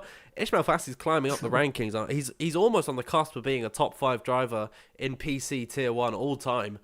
So really, Ismail Fassi is a name you have to look out for in the future of F1 Esports. And it's a great showing here this evening from him, keeping himself cool when everyone else faltered and tumbled over each other, some more at fault than others. Ismail Fassi kept himself level and was able to do a good job of taking that win today. Preemptively, I'm going to bring us over to the interview screen just so I can see who is waiting to talk to us. We've got Duncan Hoffland in the waiting room, finishing in P3 today. Duncan, can you hear me?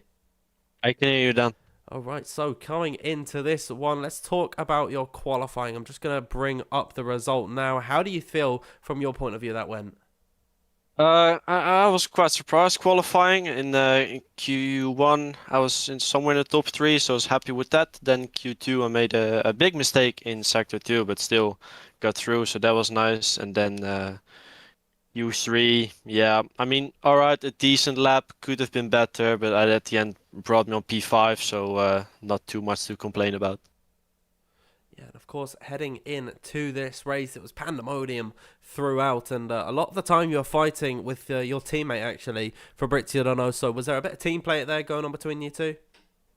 Well, at the start, there wasn't actually, because we could have a gap to the train behind us, and I was like, it's better for my race, so I was trying to keep a gap there, but then at some point he was back in, and from then on, I think we worked well quite together. We didn't really fight each other, and gave each other the room and helped as much as we could. So yeah, that was quite decent teamwork, I think, this race. And coming into the last few laps of that race, it was just chaos completely throughout. From your point of view, what went on with the incidents there? Yeah, well, I don't exactly know what happened because I think it was around 5 cars ahead of me, and I saw a car going sideways, and I saw that they were not ghosting, so I knew I wasn't going to keep my front wing for much longer. So I first lost the front right, and then I think the lap after I lost the front left. So orange front wings in the final 2 laps gave me a lot of understeer. But luckily I could stay in Jarno's DRS for the final straight and managed to get past him because he was low in DRS. So yeah, I mean, still a podium. And I think, yeah, it looks like wing end plates are overrated. And coming into the rest of this season, a good haul of points for you. You should be around about the top 5 now. If you get more consistent results at the very top of the order, do you think there's a hope of you winning a race soon? I mean, the hope is always there. I mean, it's of course it's a tier 1 grid, so would be very happy if I can fight for the top 5 or something around that. But yeah, just working on small things, and yeah, it should make me more consistent overall of the rest of the season, and yeah, hoping for as many points as possible. Yeah, well, really well done here this evening. It must have been hard fighting it out with no front, well, half a front wing at the end of this race. So really well done from me, Nathan. Anything you want to say to Duncan here? I was looking at the stats from this season. In round 1 you finished 10th, round 2 you finished in 6th. Here you finished 3rd. So maybe if the statistics follow, it's 1st or 2nd next week, or whatever the next round is.